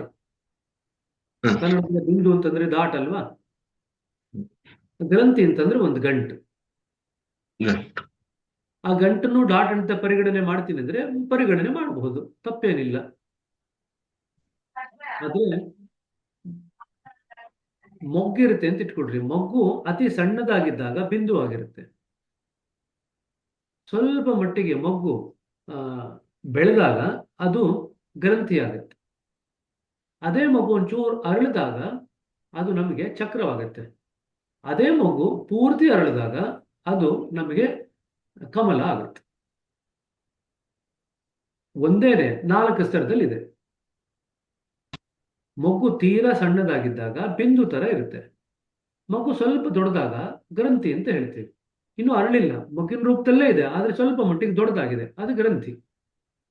ಇನ್ನೂ ಒಂದು ಸ್ವಲ್ಪ ಅರಳಿದಾಗ ಈಗ ಮಗು ರೂಪ ಕಳ್ಕೊಂಡು ಸ್ವಲ್ಪ ಅರಳಿತು ಅಂತ ಇಟ್ಕೊಳ್ರಿ. ಅವಾಗ ಅದನ್ನ ನಾವು ಚಕ್ರ ಅಂತ ಕರಿತೀವಿ. ಮತ್ತಷ್ಟು ಅರಳಿದಾಗ, ಅದನ್ನ ಪೂರ್ಣವಾಗಿ ಅರಳಿದಾಗ ಅದನ್ನ ಕಮಲ ಅಂತ ಕರಿತೀವಿ. ಸೊ ಒಂದೇ ಒಂದು ವಸ್ತುನ ನಾವು 4 ಹೆಸರುಗಳು ಕರಿತೀವಿ. ಆದ್ರೆ ಎಷ್ಟು ಮಟ್ಟಿಗೆ ಅರಳಿದೆ ಅನ್ನೋದ್ರ ಅನ್ನೋದ್ರ ಮೇಲೆ. ಅರಳಿದೆ ಅಂತ ನಮ್ಗೆ ಹೆಂಗ್ ಗೊತ್ತಾಗುತ್ತೆ ಅಂತ ಯಾರಾದ್ರೂ ಪ್ರಶ್ನೆ ಕೇಳ್ತು ಅಂತಂದ್ರೆ, ಅರಳಿದೆ ಅಂತಂದ್ರೆ ನಮ್ಗೆ ಆ ವಸ್ತುವಿನಲ್ಲಿ ನಾವು ಪ್ರವೇಶ ಪಡ್ಕೊಂಡಿದ್ದೀವಿ, ಆ ವಸ್ತುವಿನಲ್ಲಿ ಇದ್ದಂತ ಗಂಟನ್ನು ನಾವು ಬಿಚ್ಕೊಂಡಿದ್ದೀವಿ, ಆ ವಸ್ತುವಿನಲ್ಲಿ ಇದ್ದಂತ ಸ್ಥಿತಿಗಳೇನಿದೆ ಅದನ್ನು ಅನುಭವ ಪಡ್ಕೊಂಡಿದ್ದೀವಿ. ಆ ಸ್ಥಿತಿಗಳ ಅನುಭವ ಆಗಿದೆ ಅಂತಂದ್ರೆ ಆ ಮೊಗ್ಗು ಅರಳಿದೆ ಅಂತ. ಚಕ್ರದಲ್ಲಿ ಪೂರ್ಣವಾಗಿ ನೀವು ಒಂದು ಸಾಮೀಪ್ಯವನ್ನು ಸ್ವಾಮಿತ್ವವನ್ನು ಗಳಿಸ್ಕೊಂಡಾಗ ನೀವು ಕಮಲದಲ್ಲಿದ್ದೀರಾ ಅಂತ ಆಯ್ತು. ಆ ಚಕ್ರ ಪರಿಪೂರ್ಣವಾಗಿ ಓಪನ್ ಆಗಿದೆ ಅಂತ. ಚಕ್ರ ಓಪನ್ ಆಗ್ತಾ ಇರ್ಬೇಕಾದ್ರೆ ನಿಮಗೆ ಅದರಲ್ಲಿ ಇರತಕ್ಕಂಥ ಸ್ಥಿತಿಗತಿಗಳು ವ್ಯಕ್ತ ಆಗುತ್ತೆ. ನೋಡಿ, ಒಂದು ಮೊಗ್ಗಿದೆ, ಮಗು ಇನ್ನು ಸಣ್ಣಗಿದೆ, ಒಂದು ಸಣ್ಣ ಬಿಂದು ರೂಪದಲ್ಲಿದೆ. ನಂತರ ಮೊಗ್ಗು ಸ್ವಲ್ಪ ಮಟ್ಟಿಗೆ ಬೆಳೀತು, ಅದಕ್ಕೆ ನಾವು ಗ್ರಂಥಿ ಅಂತ ಕರಿತೀವಿ. ಈಗ ನೋಡಿ, ಮುಂದಿನ ಹಂತಕ್ಕೆ ಇನ್ನು ಮನೇಲಿ ಗಿಡ ಆಯ್ತು ಅಂತಂದ್ರೆ ಹೂವಿನ ಗಿಡ ಆಯ್ತು ಅಂತ ಹೋಗಿ ನೋಡ್ರಿ. ಸಣ್ಣ ಮೊಗ್ಗು, ಸ್ವಲ್ಪ ದೊಡ್ಡ ಮೊಗ್ಗು, ಆಮೇಲೆ ಸ್ವಲ್ಪ ಅರಳಿರೋ ಹೂವು ಮತ್ತು ಪೂರ್ಣವಾಗಿ ಅರಳಿರತಕ್ಕಂಥ ಹೂವು. ಸ್ವಲ್ಪ ಅರಳಿರ್ತಾರೆ ಹೂವು, ಸ್ವಲ್ಪ ಅರಳಿದಾಗ ಕೆಲವು ಪೆಟಲ್ಸ್ ಎಲ್ಲ ಓಪನ್ ಆಗುತ್ತೆ, ಒಳಗಡೆ ಇರ್ತಕ್ಕಂಥದ್ದೆಲ್ಲ ಸ್ವಲ್ಪ ಕಾಣುತ್ತೆ, ಸ್ಪಷ್ಟವಾಗಿ ಕಾಣಲ್ಲ, ಕೆಲವೆಲ್ಲ ಕಾಣುತ್ತೆ. ಅಂದ್ರೆ ಸ್ಥಿತಿಗತಿಗಳು ವ್ಯಕ್ತ ಆಗಲಿಕ್ಕೆ ಶುರು ಆಯ್ತು ಅಂತ. ಇದು ಚಕ್ರದ ಸ್ಥಿತಿ. ಈಗ ಆ ಮಗು ಪೂರ್ಣವಾಗಿ ಅರಳ್ಬಿಡ್ತು ಅಂತ ಇಟ್ಕೊಳ್ರಿ. ಅವಾಗ ಅರಳಿರ್ಬೇಕಾದ್ರೆ ಒಳಗೂ ಹೊರಗೂ ಎಲ್ಲವೂ ಚೆನ್ನಾಗಿ ಕಾಣುತ್ತೆ. ಮೇಲೂ ನೋಡ್ಬೋದು, ಕೆಳಗಡೆನೂ ನೋಡ್ಬೋದು, ಒಳಗಡೆ ಇರ್ತಕ್ಕಂಥ ಎಲ್ಲ ವಸ್ತುಗಳು ನಮ್ಗೆ ಸ್ಪಷ್ಟವಾಗಿ ಕಾಣುತ್ತೆ. ಅದನ್ನು ಮುಟ್ಟು ನೋಡ್ಬೋದು, ಎಲ್ಲವೂ ಮಾಡ್ಬೋದು. ಸ್ವಲ್ಪನೇ ಅರಳಿದ್ದಾಗ ಹೂವು ನಾವು ಒಳಗಡೆ ಮುಟ್ಟು ನೋಡ್ಲಿಕ್ಕೆ ಆಗಲ್ಲ, ಕಷ್ಟ ಆಗುತ್ತೆ. ಅದೇ ಪೂರ್ತಿ ಅರಳಿದ್ದಾಗ ಎಲ್ಲವೂ ನಮ್ಗೆ ಗೋಚರ ಆಗುತ್ತೆ, ಎಲ್ಲವನ್ನೂ ಸಪರೇಟ್ ಆಗಿಬಿಟ್ಟು ನೋಡ್ಬೋದು ನಾವು. ಇದು ಕಮಲದ ಸ್ಥಿತಿ. ಸೊ ಒಂದೇ ವಸ್ತುವಿಗೆ ನಾವು ಬಿಂದು ಅಂತ ಕರಿತೀವಿ, ಗ್ರಂಥ ಅಂತ ಕರಿತೀವಿ, ಚಕ್ರ ಅಂತ ಕರಿತೀವಿ ಮತ್ತು ಕಮಲ ಅಂತ ಕರಿತೀವಿ. ಬೇರೆ ಬೇರೆ ರೀತಿಯಾದಂಥ ಸ್ತರಗಳಲ್ಲಿ ಎಷ್ಟು ಮಟ್ಟಿಗೆ ಅರಳಿದೆ, ಎಷ್ಟು ಮಟ್ಟಿಗೆ ಬೆಳೆದಿದೆ, ಅದರ ಪ್ರಕಾರ ನಾವು ಬೇರೆ ಬೇರೆ ಹೆಸರುಗಳನ್ನ ಕೊಡ್ತೀವಿ. ಸರಿನಾ? ಇಷ್ಟು ತಿಳ್ಕೊಂಡ್ರೆ ಸಾಕು. ಹೇಳ್ರಿ ಮಂಜುನಾಥ್ ಅವ್ರೆ, ಯಾರು ಮಾತಾಡ್ತಾರೆ? ಹೇಳ್ರಿ. ಇಲ್ಲಿ ಒಂದನೇ ಗ್ರಂಥಿಯಲ್ಲಿ 301. ನೀವು ಕೇಳಿಸ್ತಿರೋದು ಅರ್ಥವಾಗ್ಲಿಲ್ಲ.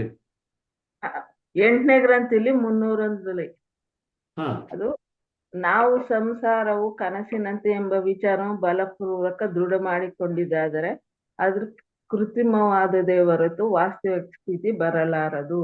ಅಂದ್ರೆ ಜಗತ್ತು ಕನಸು ಅಂತ ಅನಿಸ್ಲಿಕ್ಕೆ ಶುರು ಆಗುತ್ತೆ. ಅದು ಒಂದು ಸ್ಥಿತಿಯೇ, ನೀವೇನು ಅದಕ್ಕೆ ಪ್ರಯತ್ನ ಪಡ್ತಾ ಇಲ್ಲ. ಆ ಬಿಂದು ಬಂದಿದ ತಕ್ಷಣನೇ ಜಗತ್ತು ಒಂದು ಕನಸು ಅಂತ ಅನಿಸ್ಲಿಕ್ಕೆ ಶುರು ಆಗುತ್ತೆ.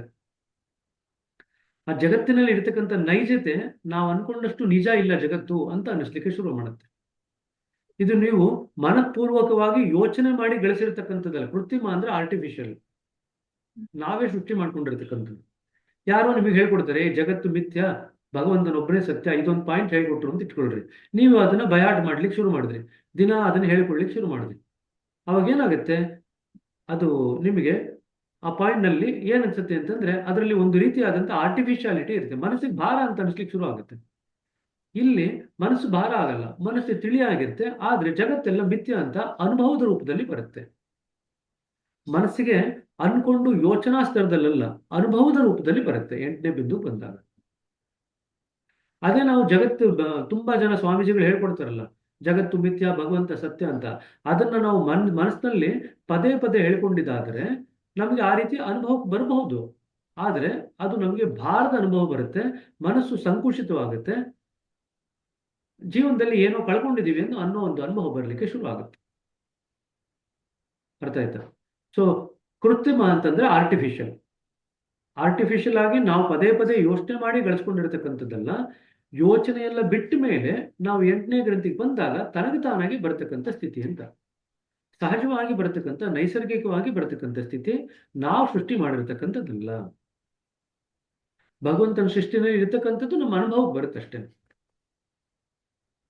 ಸರಿನಾ? ತುಂಬಾ ಜನ ಸೈಕ್ಯಾಟ್ರಿ ಪೇಷಂಟ್ಸು ಇದೇ ಸಿಂಪ್ಟಮ್ ಇಟ್ಕೊಂಡ್ ಬರ್ತಾರೆ. ಮಾನಸಿಕ ರೋಗ ಇರೋರು ಕೂಡ ಜಗತ್ತೆಲ್ಲ ಮಿಥ್ಯ, ಜಗತ್ತೆಲ್ಲ ಮಿಥ್ಯ ಅಂತ ಬಂದು ಗಲಾಟೆ ಮಾಡ್ತಾ ಇರ್ತಾರೆ. ಸರಿ, ಇದಕ್ಕೆ ಜ್ಞಾಪಕ ಇಟ್ಕೊಳ್ರಿ. ಸೊ ನಾವು ಯಾವುದೋ ತಪ್ಪು ಅಭ್ಯಾಸ ಮಾಡಿದ್ರೆ ನಮಗೂ ಅನುಭವ ಬರ್ಬೋದು, ಮಾನಸಿಕ ಕಾಯಿಲೆ ಬಂದಾಗ ಬರ್ಬೋದು, 8ನೇ ಬಿಂದುಗೆ ಬಂದಾಗ ಆಧ್ಯಾತ್ಮಿಕ ಸ್ಥಿತಿಯಾಗಿ ಬರ್ಬೋದು. 3 ಸ್ತರದಲ್ಲಿ ಜಗತ್ತು ಆ, ಒಂದು ನಾಟಕ ಇದ್ದಂಗೆ ಅಂತ ಅನಿಸುತ್ತೆ. ಸರಿನಾ? ಸರಿ, ಅಣ್ಣ ಮಂಜುನಾಥ್ ಹೇಳಿ. ಅಣ್ಣ, ಒಂದನೇ ಬಿಂದು 6ನೇ ಸೂಕ್ಷ್ಮತೆ, ಎರಡನೇ ಒಂದನೇ ಬಿಂದು ಬಿಂದು 7ನೇ ಒಂದನೇ ಸೂಕ್ಷ್ಮತೆ. ಬಿಂದು ಹೊಟ್ಟೋದ್ರೆ ಹಿಂದಕ್ಕೆ ಯಾವ ಪುಟ ರೀ? ಇಲ್ಲಿ ಬೇಡ ಅಣ್ಣ, ಹಂಗೆ ಕನ್ಫರ್ಮಿಗೆ ಅಣ್ಣ. ಇದು ಒಂದನೇ ಬಿಂದು 6ನೇ ಸೂಕ್ಷ್ಮತೆ ಕಾಣುತ್ತೆ, ಎರಡನೇ ಬಿಂದುನಲ್ಲಿ 7ನೇ ಸೂಕ್ಷ್ಮತೆ, ಮೂರನೇ ಬಿಂದು 8ನೇ ಸೂಕ್ಷ್ಮತೆ, 4ನೇ ಬಿಂದು 9ನೇದ್ದು, 5ನೇ ಬಿಂದು 10ನೇ ಗ್ರಂಥಿಯ ಸೂಕ್ಷ್ಮತೆಯನ್ನು ನಾವು ಕಾಣ್ತೀವಿ ಅಂತ ಕನ್ಫರ್ಮಿಟಿ ಕೇಳಿದ್ದೆ. ಕರೆಕ್ಟ್. ಓಕೆ ಅಣ್ಣ, ಓಕೆ, ಥ್ಯಾಂಕ್ ಯು. ಒಂದನೇ ಬಿಂದುವಿನಲ್ಲಿ ಬರ್ತಕ್ಕಂಥ ಸ್ಥಿತಿನೇ ಸೂಕ್ಷ್ಮ ರೂಪದಲ್ಲಿ 6ನೇ ಬಿಂದುವಿನಲ್ಲಿ ಬರುತ್ತೆ. ಇದು ಜ್ಞಾಪಕ ಇಟ್ಕೊಳ್ಳಿ. ಸೊ ಕೆಳಗಡೆ ಏನ್ ಬರುತ್ತೆ ಅದರ ಸೂಕ್ಷ್ಮ ರೂಪನೇ ನಾವು ಮೇಲ್ಗಡೆ ಪಡ್ಕೊಳ್ಳೋದು. ಯಾಕೆಂತಂದ್ರೆ ಆ ತತ್ವಗಳ ಸೂಕ್ಷ್ಮ ಸ್ವರೂಪ ಅಲ್ಲಿರುತ್ತೆ. ಅದರ ಆಧಾರದ ಮೇಲೆ ನಾವು ನಮ್ಮ ಅನುಭವಗಳನ್ನು ಪಡ್ಕೊಳ್ತೀವಿ. ಸರಿನಾ? ಇದೊಂದು ಫಾರ್ಮುಲಾ ತರ. ಕೆಳಗ ಐದ್ನಲ್ಲಿ ಏನ್ ಬರುತ್ತೆ, ಮೇಲ್ಗಡೆ ಐದ್ನಲ್ಲಿ ಅದರ ಸೂಕ್ಷ್ಮ ಸ್ವರೂಪ ವ್ಯಕ್ತವಾಗುತ್ತೆ. ಇಷ್ಟು ಜ್ಞಾಪಕ ಇಟ್ಕೊಂಡ್ರೆ ನಿಮಗೆ ಜ್ಞಾಪಕ ಇಟ್ಕೊಳ್ಳೋದು ಸುಲಭ. ಸರಿನಾ? ಇನ್ನು ಕೆಲವು ಬೇರೆ ಬೇರೆ ಕ್ಷೇತ್ರ, ಇದು ಕೆಳಗಡೆ ಪಿಂಡ ಪ್ರದೇಶ ಅಂತ ಕರಿತೀವಿ. ನೀವು 6ನೇ ಬಿಂದುಗೆ ಬಂತು ಅಂತಂದ್ರೆ ಅದು ಬ್ರಹ್ಮಾಂಡ ಅಂತ ಕರಿತೀವಿ. 7ನೇ ಬಿಂದುನ ಪರಬ್ರಹ್ಮಾಂಡ ಅಂತ ಕರಿತೀವಿ. ಸೊ ಆಯಾ ಕ್ಷೇತ್ರಗಳಲ್ಲಿ ತನ್ನದೇ ಆದಂತ ಒಂದು ವೈಶಿಷ್ಟ್ಯ ಇದೆ. ಅದು ಕೂಡ ಅನುಭವ ಬರುತ್ತೆ. ಒಂದು ಸ್ತರದಲ್ಲಿ ಅನುಭವ ಏನಾಗುತ್ತೆ ಅಂತಂದ್ರೆ 1ರಿಂದ 5 ಏನ್ ಬರುತ್ತೆ, 6ರಿಂದ ಅದು ಸೂಕ್ಷ್ಮ ರೂಪದಲ್ಲಿ ಬರುತ್ತೆ. ಜೊತೆಗೆ ಆ ಕ್ಷೇತ್ರದ ವೈಶಿಷ್ಟ್ಯ ಏನಿದೆ ಅದು ನಮ್ಮ ಅನುಭವಕ್ಕೆ ಬರುತ್ತೆ. ಎರಡು ರೀತಿಯಾದಂತ ಅನುಭವ ನಮಗೆ ಬರುತ್ತೆ ನಾವು ಆಧ್ಯಾತ್ಮದಲ್ಲಿ ಬೆಳೀತಿದ್ದಂಗೆನೆ. ಸರಿನಾ? ಸರಿ, 13ನೇ ಬಿಂದು ಹೋಗೋಣ ಇವಾಗ. 13ನೇ ಗ್ರಂಥಿ. ಬ್ರದರ್ ಒಂದ್ ನಿಮಿಷ, ನಂಗೆ ಸತ್ಪದ ಮತ್ತೆ ಸತ್ಯಪದ ಅದು ಡಿಫರೆನ್ಸ್ ಕನ್ಫ್ಯೂಸ್ ಆಗ್ತಾ ಇದೆ ಬ್ರದರ್, ಅದೊಂಚೂರು ಎಕ್ಸ್ಪ್ಲೈನ್ ಮಾಡಿ. ಅದೆಲ್ಲ ಮುಂದಕ್ಕೆ ಬರುತ್ತೆ, ಚಿಂತೆ ಮಾಡಬೇಡಿ. ನಾ ಏನ್ ಹೇಳಿದೆ ಅಷ್ಟನ್ನು ಜ್ಞಾಪಕ ಇಟ್ಕೊಳ್ರಿ. ಸತ್ಯ ಬೇರೆ, ಸತ್ಪದ ಬೇರೆ, ಸತ್ಯ ವಸ್ತು ಬೇರೆ. ಇಷ್ಟನ್ನು ಜ್ಞಾಪಕ ಇಟ್ಕೊಂಡ್ರೆ ಸಾಕು, ಮುಂದಕ್ಕೆ ಬರುವವರೆಗೂ ಸಾಧ್ಯ. Okay. ನಾವೀಗ 13ನೇ ಗ್ರಂಥಿಗೆ ಬಂದೆವು. ಇಲ್ಲಿ ಜೀವನವೇ ಜೀವನ ಅಂದ್ರೆ ಒಂದು ಹೊಸ ಜೀವನ ಪ್ರಾರಂಭವಾಯಿತು. ಜೀವನವೇ ಜೀವನ ಅಂತ ಬರೀತಾರೆ ಅದನ್ನು, ಲೈಫ್ ಆಫ್ ಲೈಫ್. ನಾನು ಕೇವಲ ದೊಡ್ಡ ದೊಡ್ಡ ಗ್ರಂಥಿಗಳನ್ನು ಕುರಿತು ಹೇಳಿದ್ದೇನೆ. ಸಣ್ಣ ಸಣ್ಣ ಗ್ರಂಥಿಗಳು ಅಗಣಿತವಾಗಿದ್ದು ಅವುಗಳ ನಡುವಿನ ಅಂತರವನ್ನು ವರ್ಣಿಸಲು ಸಾಧ್ಯವಿಲ್ಲ. ಇಲ್ಲಿವರೆಗೆ ಅನುಭವವಂತೂ ಶಬ್ದಗಳ ತಿರುವು ಮರುವು ಹೇಳಿಕೊಟ್ಟಿತು. ಮುಂದೆ ಈ ಅವಸ್ಥೆಯನ್ನು ವರ್ಣಿಸಲು ಶಬ್ದಗಳು ಸಿಗುವುದಿಲ್ಲ. ಆದರೂ ನಮ್ಮ ಯಾತ್ರೆ ಸಾಗುತ್ತಲೇ ಇರುತ್ತದೆ. ಇಂಥ ಅಸಂಖ್ಯ ಗ್ರಂಥಿಗಳು ಸಿಗುವುವು ಮತ್ತು ಲಯ ಮತ್ತು ಸಾರೂಪ್ಯತೆ ಅವಸ್ಥೆಗಳ ಜೊತೆಗೆ ನಡೆಯುವು. ಈ ಗ್ರಂಥಿಗಳಲ್ಲಿ ಮುಂದುವರೆದ ಮೇಲೆ ಮಾಯೆಯ ಸ್ಪರ್ಶವೂ ಇಲ್ಲದಂತಾಗುವುದು. ಸೊ ಪೂರ್ತಿ ಮಾಯ ಹೊರಟೋಗಿದೆ. ಸೂಕ್ಷ್ಮ ಮಾಯೆ, ಸ್ಥೂಲ ಮಾಯೆ, ಮಹಾಮಾಯೆ, ಮೂರು ಮಾಯೆ ಹೊರಟೋಗಿದೆ. ಇವಾಗ ನಾವು ಇನ್ನು ದೂರ ನಡೆದು ಒಂದು ಗ್ರಂಥಿಯನ್ನು ಮುಟ್ಟುವೆವು. ಅಲ್ಲಿ ಲಯವಸ್ತು ಮತ್ತು ಸ್ವರೂಪತೆಯನ್ನು ಹೊಂದಿದ ಮೇಲೆ ಬಹುಶಃ ಅಹಂಭಾವ ಸಮಾಪ್ತವಾಗುವುದು. 13ನೇ ಬಿಂದು ಬಂದಾಗ ಮಾಯೆ ಹೋಯ್ತು, ಅಹಂಭಾವ ಹೋಯ್ತು. ಇಲ್ಲಿಂದ ಮುಂದೆ ಸ್ವರೂಪವೇ ಬದಲಾಗುವುದು. ಸಾವಿರಾರು ವರ್ಷಗಳಲ್ಲಿ ಎಲ್ಲೋ ಒಮ್ಮೆ ಈ ಅವಸ್ಥೆ ಬರುವುದು. ಯಾರಾದರೂ ಸದ್ಗುರು ದೊರೆತರೆ ಮಾತ್ರ ಮುಂದುವರಿಯಲು ಸಾಧ್ಯ. ಯಾರಿಗೆ ಸದ್ಗುರು ದೊರೆತಿರುವನು ಅವರು ಪ್ರತಿಯೊಂದು ಗ್ರಂಥಿಯ ಯಾತ್ರೆಯನ್ನು ಮಾಡಿ ಕೊನೆಗೆ ಜ್ಞಾನವು ಎಲ್ಲಿ ಪರಿಸಮಾಪ್ತಿ ಹೊಂದುವುದೋ ಆ ಸಮುದ್ರದ ದಡವನ್ನು ತಲುಪಿದ್ದಾರೆ. ಜನರು ಇದನ್ನೋದಿ ತಮ್ಮನ್ನು ತಾವು ತೂಗಿಕೊಳ್ಳಲಿ. ಆಗ ಜ್ಞಾನವೆಂದರೇನು, ಅದರ ಕೆಲಸ ಎಲ್ಲಿ ಮುಗಿಯುವುದು ಎಂಬುದು ತಿಳಿದು ಬರುವುದು. ಎಲ್ಲಿ ಜ್ಞಾನದ ಅನುಭವವು ಕೊನೆಗೊಳ್ಳುವುದು ಅಲ್ಲಿಗೆ ಅದರ ಕಾರ್ಯ ಮುಗಿಯಿತು. ಆಗ ಏನೂ ತಿಳಿಯದ ಒಂದು ಹಸುಗೂಸಿನ ಅವಸ್ಥೆ ಬರುವುದು. ಇದೆಲ್ಲಿ ಬರುತ್ತೆ ಅಂತಂದ್ರೆ ನಾವು ಅನಂತವಾದ ಸಾಗರ ಅಂತ ಹೇಳ್ತೀವಲ್ಲ, ಅನಂತವಾದಂತ ಸಾಗರದ ದಡಕ್ಕೆ ಸೇರಿದಾಗ ಜ್ಞಾನದ ಪರಿಸಮಾಪ್ತಿ ಆಗುವುದು. ಅಲ್ಲಿಗೆ ತಲುಪಿದಾಗ ನಾವು ಹಸುಗೂಸಿನಂತ ಆಗ್ಬಿಡ್ತೀವಿ. ಈ ಅಪಾರ ಸಾಗರದ ಸಮೀಪ ಹೋದಾಗಲೇ ಈ ದಶೆಯು ಪ್ರಾಪ್ತವಾಗುವುದು. ಈ ಸ್ಥಿತಿಯು ಅಜ್ಞಾನದ ಪರಿಧಿಯಲ್ಲಿ ಬರುವುದು. ಇದೇ ವಾಸ್ತವಿಕ ಜ್ಞಾನ ಮತ್ತು ನಿಜಾವಸ್ಥೆ. ಸೊ ಆ ಸಮುದ್ರ ಅನಂತವಾದಂತ ಸಾಗರ ಅಂತ ಏನ್ ಬಾಬುಜಿ ಬರೆದಿದಾರಲ್ಲ, ಅದು ಮುಂದಕ್ಕೆ ಬರುತ್ತೆ ಸ್ವಲ್ಪ. ಇದು ಅನಂತವಾದ ಸಾಗರ ಎಲ್ಲಿ ಬರುತ್ತೆ ಅಂತಂದ್ರೆ, ನೀವು ಕೇಂದ್ರ ಮಂಡಲ ಪ್ರವೇಶ ಮಾಡಿದ್ರಿ, ಕೇಂದ್ರ ಮಂಡಲದಲ್ಲಿ 7 ಜ್ಯೋತಿರ್ಮಯ ವೃತ್ತಗಳಿದೆ. ಅದನ್ನೆಲ್ಲ ದಾಟಿದ ಮೇಲೆ ನಿಮಗೆ ಅನಂತ ಸಾಗರ ಸಿಗುತ್ತೆ. ಆ ಸಾಗರದ ದಡ ಸೇರಿದಾಗ ನಿಮಗೆ ಈ ಜ್ಞಾನ ಅಂತ ಏನ್ ನಾವು ಕರಿತೀವಲ್ಲ ಅದು ಪೂರ್ತಿ ಹೊರಟೋಗುತ್ತೆ. ನಾವು ಹಸುಗೂಸಿನ ತರ ಮುಗ್ಧರ ಆಗ್ಬಿಡ್ತೀವಿ. ತದನಂತರ ಆ ಅನಂತವಾದಂತ ಸಾಗರ ಇದೆಯಲ್ಲ ಅದ್ರಲ್ಲಿ ನಾವು ಮುಂದುವರ್ಕೊಂಡು ಹೋಗ್ತೀವಿ. ಆ ಅನಂತ ಸಾಗರದಲ್ಲಿ ನಾವು ಈಜ್ಕೊಳ್ತಾ ಮುಂದೆ ಹೋಗ್ತಿದ್ದಂಗೆ ಯಾವ ಅವಸ್ಥೆ ಬರುತ್ತೆ ಅಂತಂದ್ರೆ ವಾಸ್ತವಿಕ ಜ್ಞಾನ ಅಥವಾ ನಿಜಾವಸ್ಥೆ ಅಂತ ಕರೀತಾ ಇದ್ದಾರೆ. ಈಗ ಲಯಾವಸ್ಥೆ, ಐಕ್ಯತೆಯ ಅವಸ್ಥೆ. ವಾಸ್ತವವಾಗಿ ಲಯಾವಸ್ಥೆ ಎಂದರೆ ಅಭ್ಯಾಸಿಗೆ ಪ್ರಾಪ್ತವಾಗಿರುವ ಯಾವುದೋ ಒಂದು ಬಿಂದು ಅಥವಾ ಗ್ರಂಥಿಯ ಸ್ಥಿತಿಯಲ್ಲಿ ನೆಲೆಗೊಳ್ಳುವ ದಶೆ. ಸಾಕಷ್ಟು ಸಾಧನೆಯ ನಂತರ ಅಭ್ಯಾಸಿಯವರನ್ನು ವಿಶಿಷ್ಟ ಗ್ರಂಥಿಗೆ ಪ್ರವೇಶ ಪಡೆಯಲು ಶಕ್ಯವಾದಾಗ ಅದರ ಪರಿಪೂರ್ಣ ಅನುಭವವನ್ನು ಹೊಂದುವ ಉದ್ದೇಶದಿಂದ ಆ ಸ್ಥಳದ ಪರಿಧಿಯೊಳಗೆ ಕೆಲಕಾಲ ವಿಹರಿಸುತ್ತಾನೆ. ಈ ಪ್ರಕ್ರಿಯೆಯಿಂದಾಗಿ ಆತನು ಆ ಸ್ಥಳದಲ್ಲಿ ಪ್ರಸ್ತುತವಿರುವ ಸ್ಥಿತಿಯನ್ನು ತನ್ನೊಳಗೆ ಹೀರಿಕೊಳ್ಳಲು ಪ್ರಾರಂಭಿಸುತ್ತಾನೆ.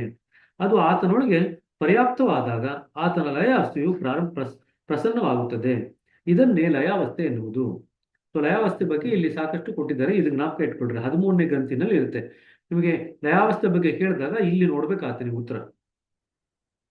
ಆದರೆ ಈವರೆಗೆ ಪ್ರಾಪ್ತವಾದ ಅವಸ್ಥೆಯ ಪ್ರಜ್ಞೆಯೂ ಇರುತ್ತದೆ.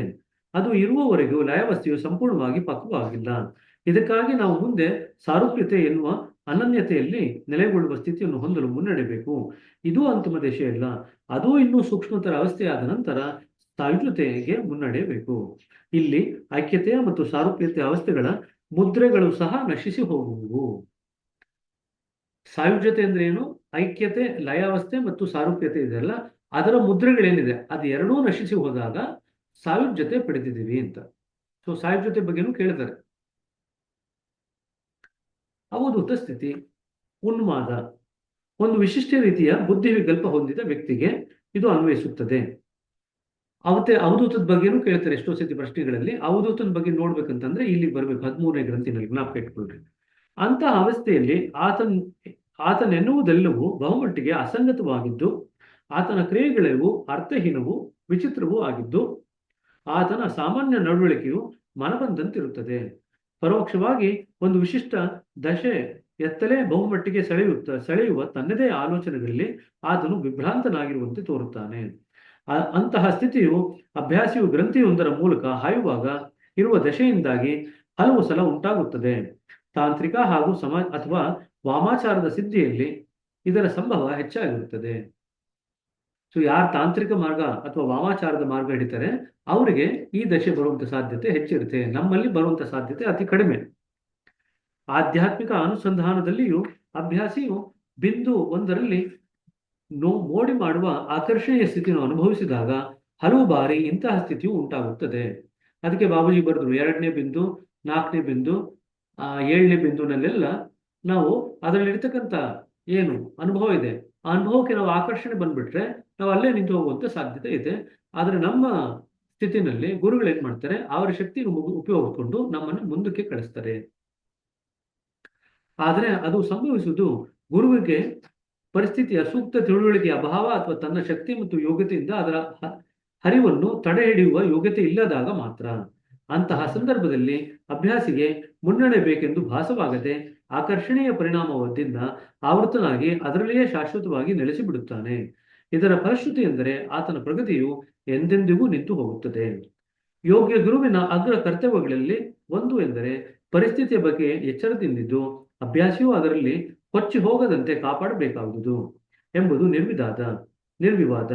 ನಮ್ಮ ಪದ್ಧತಿಯಲ್ಲಿ ಈ ಭಯಾನಕ ಪರಿಸ್ಥಿತಿಯನ್ನು ನಿವಾರಿಸುವುದು ಮತ್ತು ಗುರುಗಳ ಅಸಾಮಾನ್ಯ ಶಕ್ತಿಯ ನೆರವಿನಿಂದ ಅಂತಹ ಬಿಂದುಗಳನ್ನು ಅದರ ಅರಿವೂ ಸಹ ಇಲ್ಲದೆ ದಾಟಿಕೊಂಡು ಹೋಗುವಂತೆ ಮಾಡಲಾಗುತ್ತದೆ. ಗುರುಗಳು ತಮ್ಮ ಶಕ್ತಿಯಿಂದ ನಮಗೆ ಆ ರೀತಿಯಾದಂಥದ್ದಲ್ಲಿ ಪರಿಸ್ಥಿತಿಯಲ್ಲಿ ಸಿಕ್ಕಾಕೊಳ್ಳದೆ ಇರುವಂಗೆ ನೋಡ್ಕೊಳ್ತಾರೆ. ಪಂಚಾಗ್ನಿ ವಿದ್ಯೆ. ಪಂಚಭೂತಗಳಾದ ಭೂಮಿ, ಅಗ್ನಿ, ಜಲ, ವಾಯು ಮತ್ತು ಆಕಾಶ ಇವುಗಳು ಪಿಂಡ ಪ್ರದೇಶದ 5 ಬಿಂದುಗಳಿಗೆ ನಿಕಟ ಸಂಬಂಧ ಹೊಂದಿದ್ದು ಮಾನವ ಶರೀರದ ಎದೆಯ ಭಾಗದಲ್ಲಿ ನೆಲೆಗೊಂಡಿವೆ.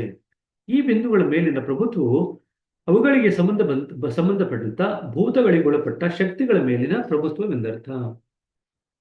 ಆ ಭೂತಗಳನ್ನ ನಿಯಂತ್ರಣ ಮಾಡತಕ್ಕಂಥ ಒಂದು ಶಕ್ತಿ ಇದೆ. ಈ ತತ್ವಗಳ ಮೇಲೆ ನಮಗೆ ಪ್ರಭುತ್ವ ಅಂತಂದ್ರೆ ಆ ಶಕ್ತಿಗಳ ಮೇಲೆ ನಮಗೆ ಪ್ರಭುತ್ವ ಬಂದಂಗಾಗಿದೆ. ಎಲ್ಲ ಭೌತಿಕ ಶಕ್ತಿಗಳು ಈ ಭೂತ ಶಕ್ತಿಗಳಿಗೆ ಪರೋಕ್ಷವಾಗಿಯೂ ಅಪರೋಕ್ಷವಾಗಿಯೂ ಸಂಬಂಧಪಟ್ಟಿವೆ. ಹೀಗಾಗಿ ಯೋಗಿಯು ಈ 5 ಬಿಂದುಗಳ ಮೇಲೆ ಪ್ರಭುತ್ವ ಸಾಧಿಸಿದ್ದಾದರೆ ಪಂಚಭೂತಗಳ ಮೇಲಿನ ಪ್ರಭುತ್ವವು ಪ್ರಾಪ್ತವಾಗಿ ಅವುಗಳ ಶಕ್ತಿಯನ್ನು ಪ್ರತಿಯೊಂದು ಯೋಗ್ಯ ಉದ್ದೇಶಕ್ಕಾಗಿ ಬಳಸಲು ಶಕ್ಯನಾಗುವನು. ಸೊ ಭೌತಿಕ ಭೂತ ಅಂತ ಬರೀತಾರೆ. ಸೊ ಭೌತಿಕ ಸ್ತರದಲ್ಲಿ ಯಾವ ಒಂದು ವಸ್ತುಗಳಿದೆಯೋ ಅದಕ್ಕೆ ಹಿಂದೆ ಒಂದು ಶಕ್ತಿ ಇದೆ, ಅದಕ್ಕೆ ಭೂತ ಶಕ್ತಿ ಅಂತ ಕರಿತೀವಿ. ಅದರ ಮೇಲೆ ಪ್ರಭುತ್ವ ಸಾಧನೆ ಮಾಡಿದಾಗ ನಮಗೆ ಪಂಚಾಗ್ನಿ ವಿದ್ಯೆ ಲಭ್ಯವಾಗುತ್ತೆ. ರಾವಣನಿಗೆ ಇದರಲ್ಲಿ ಪರಿಣತಿ ಇತ್ತಿತ್ತು. ಮಹಾಕಾಲ ಚಕ್ರ. ಶ್ರೀಕೃಷ್ಣ ಪರಮಾತ್ಮನ ಸುದರ್ಶನ ಚಕ್ರವು ಎಲ್ಲರಿಗೂ ತಿಳಿದ ವಿಷಯ. ಅದು ಪ್ರಕಾಶಮಾನವಾದ ಚಕ್ರಾಕಾರವುಳ್ಳದ್ದಾಗಿದ್ದು ಅದನ್ನು ಬೆರಳ ತುದಿಯಲ್ಲಿ ತಿರುಗಿಸಿ ಗುರಿಡೆಗೆ ಪ್ರಯೋಗಿಸುವಂತೆ ತೋರಿಸಲಾಗುತ್ತದೆ. ಈ ಕಾರಣದಿಂದಲೇ ಹಲವು ಬಾರಿ ಅದನ್ನು ಕೃಷ್ಣ ಪರಮಾತ್ಮನ ಬೆರಳು ಚಕ್ರವೆನ್ನಲಾಗುತ್ತದೆ. ದ ಫಿಂಗರ್ ರಿಂಗ್ ಅಥವಾ ಫಿಂಗರ್ ವೀಲ್ ಆಫ್ ಕೃಷ್ಣ ಅಂತ ಹೇಳ್ತೀವಿ. ಕೃಷ್ಣ ಪರಮಾತ್ಮನು ಜಗತ್ತಿನ ವಿನ್ಯಾಸದಲ್ಲಿ ಅಗತ್ಯವಾದ ಪರಿವರ್ತನೆಯನ್ನು ಉಂಟು ಮಾಡಲು ಬಳಸಿದ ಅತ್ಯಂತ ಶಕ್ತಿಯುತ ಆಯುಧವಾಗಿತ್ತು. ವಿರಾಟ್ ವಲಯದ ಪೂರ್ಣ ಒಲವು ಅದರಲ್ಲಿ ಇದ್ದಿತು. ವಾಸ್ತವವಾಗಿ ಸುದರ್ಶನ ಚಕ್ರವು ಕೃಷ್ಣನು ಹೊಂದಿದ್ದ ವಸ್ತುವಿನಿಂದಾದ ಚಕ್ರಾಕಾರದ ಆಯುಧವಾಗಿರದೆ ಚಕ್ರಾಕಾರದಲ್ಲಿ ಸುತ್ತುವ ಸೂಕ್ಷ್ಮ ಶಕ್ತಿಯಾಗಿದ್ದು ಕೃಷ್ಣ ಪರಮಾತ್ಮನ ಪೂರ್ಣ ಪ್ರಭುತ್ವದಲ್ಲಿ ಇದ್ದಿತು. ಇದನ್ನ ಅಂಡರ್ಲೈನ್ ಮಾಡ್ಕೊಳ್ರಿ.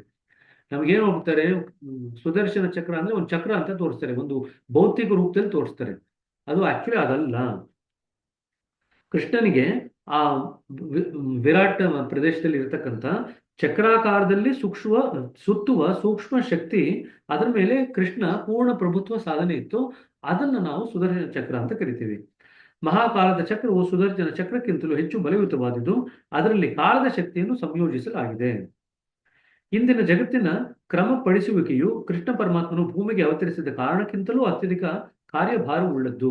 ಈ ಕಾರಣದಿಂದಾಗಿ ಈ ಮಹಾಶಕ್ತಿಯು ಮಹತ್ತರವಾದ ಪರಿವರ್ತನೆಯನ್ನು ಉಂಟು ಮಾಡಲು ಮಹಾ ವಿಭೂತಿ ಪುರುಷನು ಆಗಲೇ ಭೂಮಿಯ ಮೇಲೆ ಅವತರಿಸಿದ್ದು ತನ್ನ ಅಧೀನದಲ್ಲಿರುವ ಈ ಮಹಾನ್ ಶಕ್ತಿಯ ನೆರವಿನಿಂದ ಅದಕ್ಕಾಗಿ ಕಾರ್ಯಶೀಲನಾಗಿದ್ದಾನೆ. ಆ ಮಹಾನ್ ವಿಭೂತಿ ಅಂದ್ರೆ ಬಾಬೂಜಿನೇ. ಅವರು ಆ ಮಹಾಕಾಲ ಚಕ್ರನ ಉಪಯೋಗಿಸ್ಕೊಳ್ತಾ ಇದ್ದೀನಿ ಅಂತ ಬರೀತಾ ಇದ್ದಾರೆ. ಹ್ಯಾಂಡ್ ಆಫ್ ಬರ್ಜ್, ಸತ್ಯಕ್ಕಾಗಿ ಪ್ರತಿಜ್ಞೆ ಎಂದರೆ ಹೃದಯದ ಮೇಲೆ ಕೈ ಇಟ್ಟು ಎಂದರ್ಥ. ಇದು ಜರ್ಮನ್ ಭಾಷೆಯಲ್ಲಿ ಹೇಳೋದು. ಅದು ಕೆಲಸದೇ ಬರುತ್ತೆ. ಹ್ಯಾಂಡ್ ಆಫ್ ಬರ್ಜ್ ಅಂದ್ರೆ ಏನು ಅಂತ ಜರ್ಮನ್ ಭಾಷೆಯಲ್ಲಿ ಅದು ಸತ್ಯಕ್ಕಾಗಿ ಪ್ರತಿಜ್ಞೆ, ಹೃದಯದ ಮೇಲೆ ಕೈ ಇಟ್ಬಿಟ್ಟು ಮಾಡೋದು. ಅಹಂ ಬ್ರಹ್ಮಾಸ್ಮಿ, ನಾನೇ ಬ್ರಹ್ಮಜ್ಞಾನಿ ಎಂದು ಕರೆಸಿಕೊಳ್ಳುವಂತವನು ತನ್ನ ಸಾಧನೆಯ ತೋರಿಕೆಯನ್ನು ಇತರರ ಮೇಲೆ ಆರೋಪಿಸುವ ಸಲುವಾಗಿ ಯಾಂತ್ರಿಕವಾಗಿ ಉಚ್ಚರಿಸುತ್ತಲೇ ಇರುವಂತಹ ಉಕ್ತಿಗಳಲ್ಲಿ ಇದು ಬಹುಶಃ ಅತ್ಯಂತ ಪ್ರಖ್ಯಾತವಾದುದು. ಕೇವಲ ಉಕ್ತಿಗಳನ್ನು ಮಣಮಣಿಸುವುದು ಜ್ಞಾನಿಯನ್ನಾಗಿಸುವುದಿಲ್ಲ, ಆದರೆ ಆಂತರಿಕವಾಗಿ ಅದು ಪ್ರಾಪ್ತವಾದಾಗ ಆ ಅವಸ್ಥೆಯಲ್ಲಿ ಸಾರೂಪ್ಯ ಹೊಂದಬೇಕು ಎಂಬುದು ವಾಸ್ತವದ ಸಂಗತಿಯಾಗಿದೆ. ಗೂಢಾರ್ಥದಲ್ಲಿ ಅಭ್ಯಾಸಿಯ ಅನುಸಂಧಾನ ಸ್ಥಿತಿಗೆ ಅನುಗುಣವಾದ ಪರಾತ್ಪರದೊಂದಿಗಿನ ಅವಿಚ್ಛಿನ್ನತೆಯ ಭಾವವುಳ್ಳ ಆಂತರಿಕ ಪ್ರಜ್ಞೆಗೆ ಇದು ಅನ್ವಯಿಸುತ್ತದೆ. ಇಲ್ಲಿ ಡೆಫಿನೇಷನ್ ಕೊಟ್ಟಿದ್ದಾರೆ. ಅಹಬ್ರಹ್ಮಾಸ್ಮಿ ಅಂದ್ರೆ ಯಾವ ಸ್ಥಿತಿ ಅಂತಂದ್ರೆ ಗೂಢ ಅರ್ಥದಲ್ಲಿ ಅಭ್ಯಾಸಿಯ ಅನುಸಂಧಾನದ ಸ್ಥಿತಿಗೆ, ಅಂದ್ರೆ ಅನುಸಂಧಾನ ಅಂದ್ರೆ ಅಭ್ಯಾಸಿ ಬೆಳೀತಾ ಇದ್ದಾನೆ, ತಾನು ಪ್ರಯತ್ನ ಪಡ್ತಾ ಇದ್ದಾನೆ, ಅನುಸಂಧಾನ ಮಾಡ್ತಾ ಇದ್ದಾನೆ ಅಂದ್ರೆ ಪ್ರಯತ್ನ ಪಡ್ತಾ ಇದ್ದಾನೆ.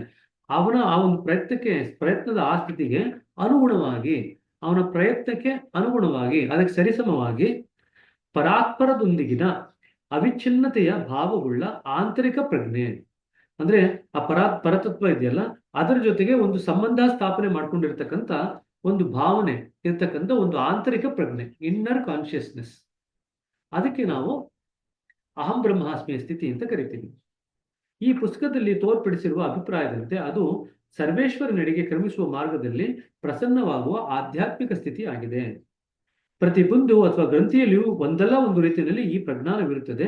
ಉನ್ನತ ಸ್ತರಗಳಿಗೆ ಏರಿದಂತೆ ಅದು ಹೆಚ್ಚು ಹೆಚ್ಚು ಸೂಕ್ಷ್ಮವಾಗುತ್ತಾ ಹೋಗುವುದು. ಸಾಮಾನ್ಯವಾಗಿ ಅಂತಹ 3 ಉಕ್ತಿಗಳಿವೆ, 3 ಸ್ತರಗಳಿವೆ. ಅತಿ ಕೆಳಮಟ್ಟದಲ್ಲಿ ಅದು ಭಾವನೆಯಾಗಿರುತ್ತದೆ, ಅಹಂ ಬ್ರಹ್ಮಾಸ್ಮಿ, ಅವಿಚ್ಛಿನ್ನವಾದಂಥ ಭಾವ.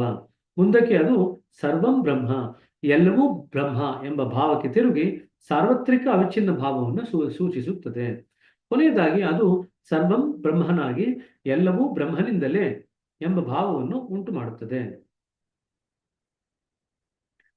ಪ್ರತಿಯೊಂದು ಅಭಿಪ್ರಾಯವು ಅಳಿದು ಹೋಗುವ ಬಂಧನ ದ್ಯೋತಿಕವಾಗಿರುತ್ತದೆ. ಇದೆಲ್ಲ ಓದಿದೀವಿ ಆಲ್ರೆಡಿ.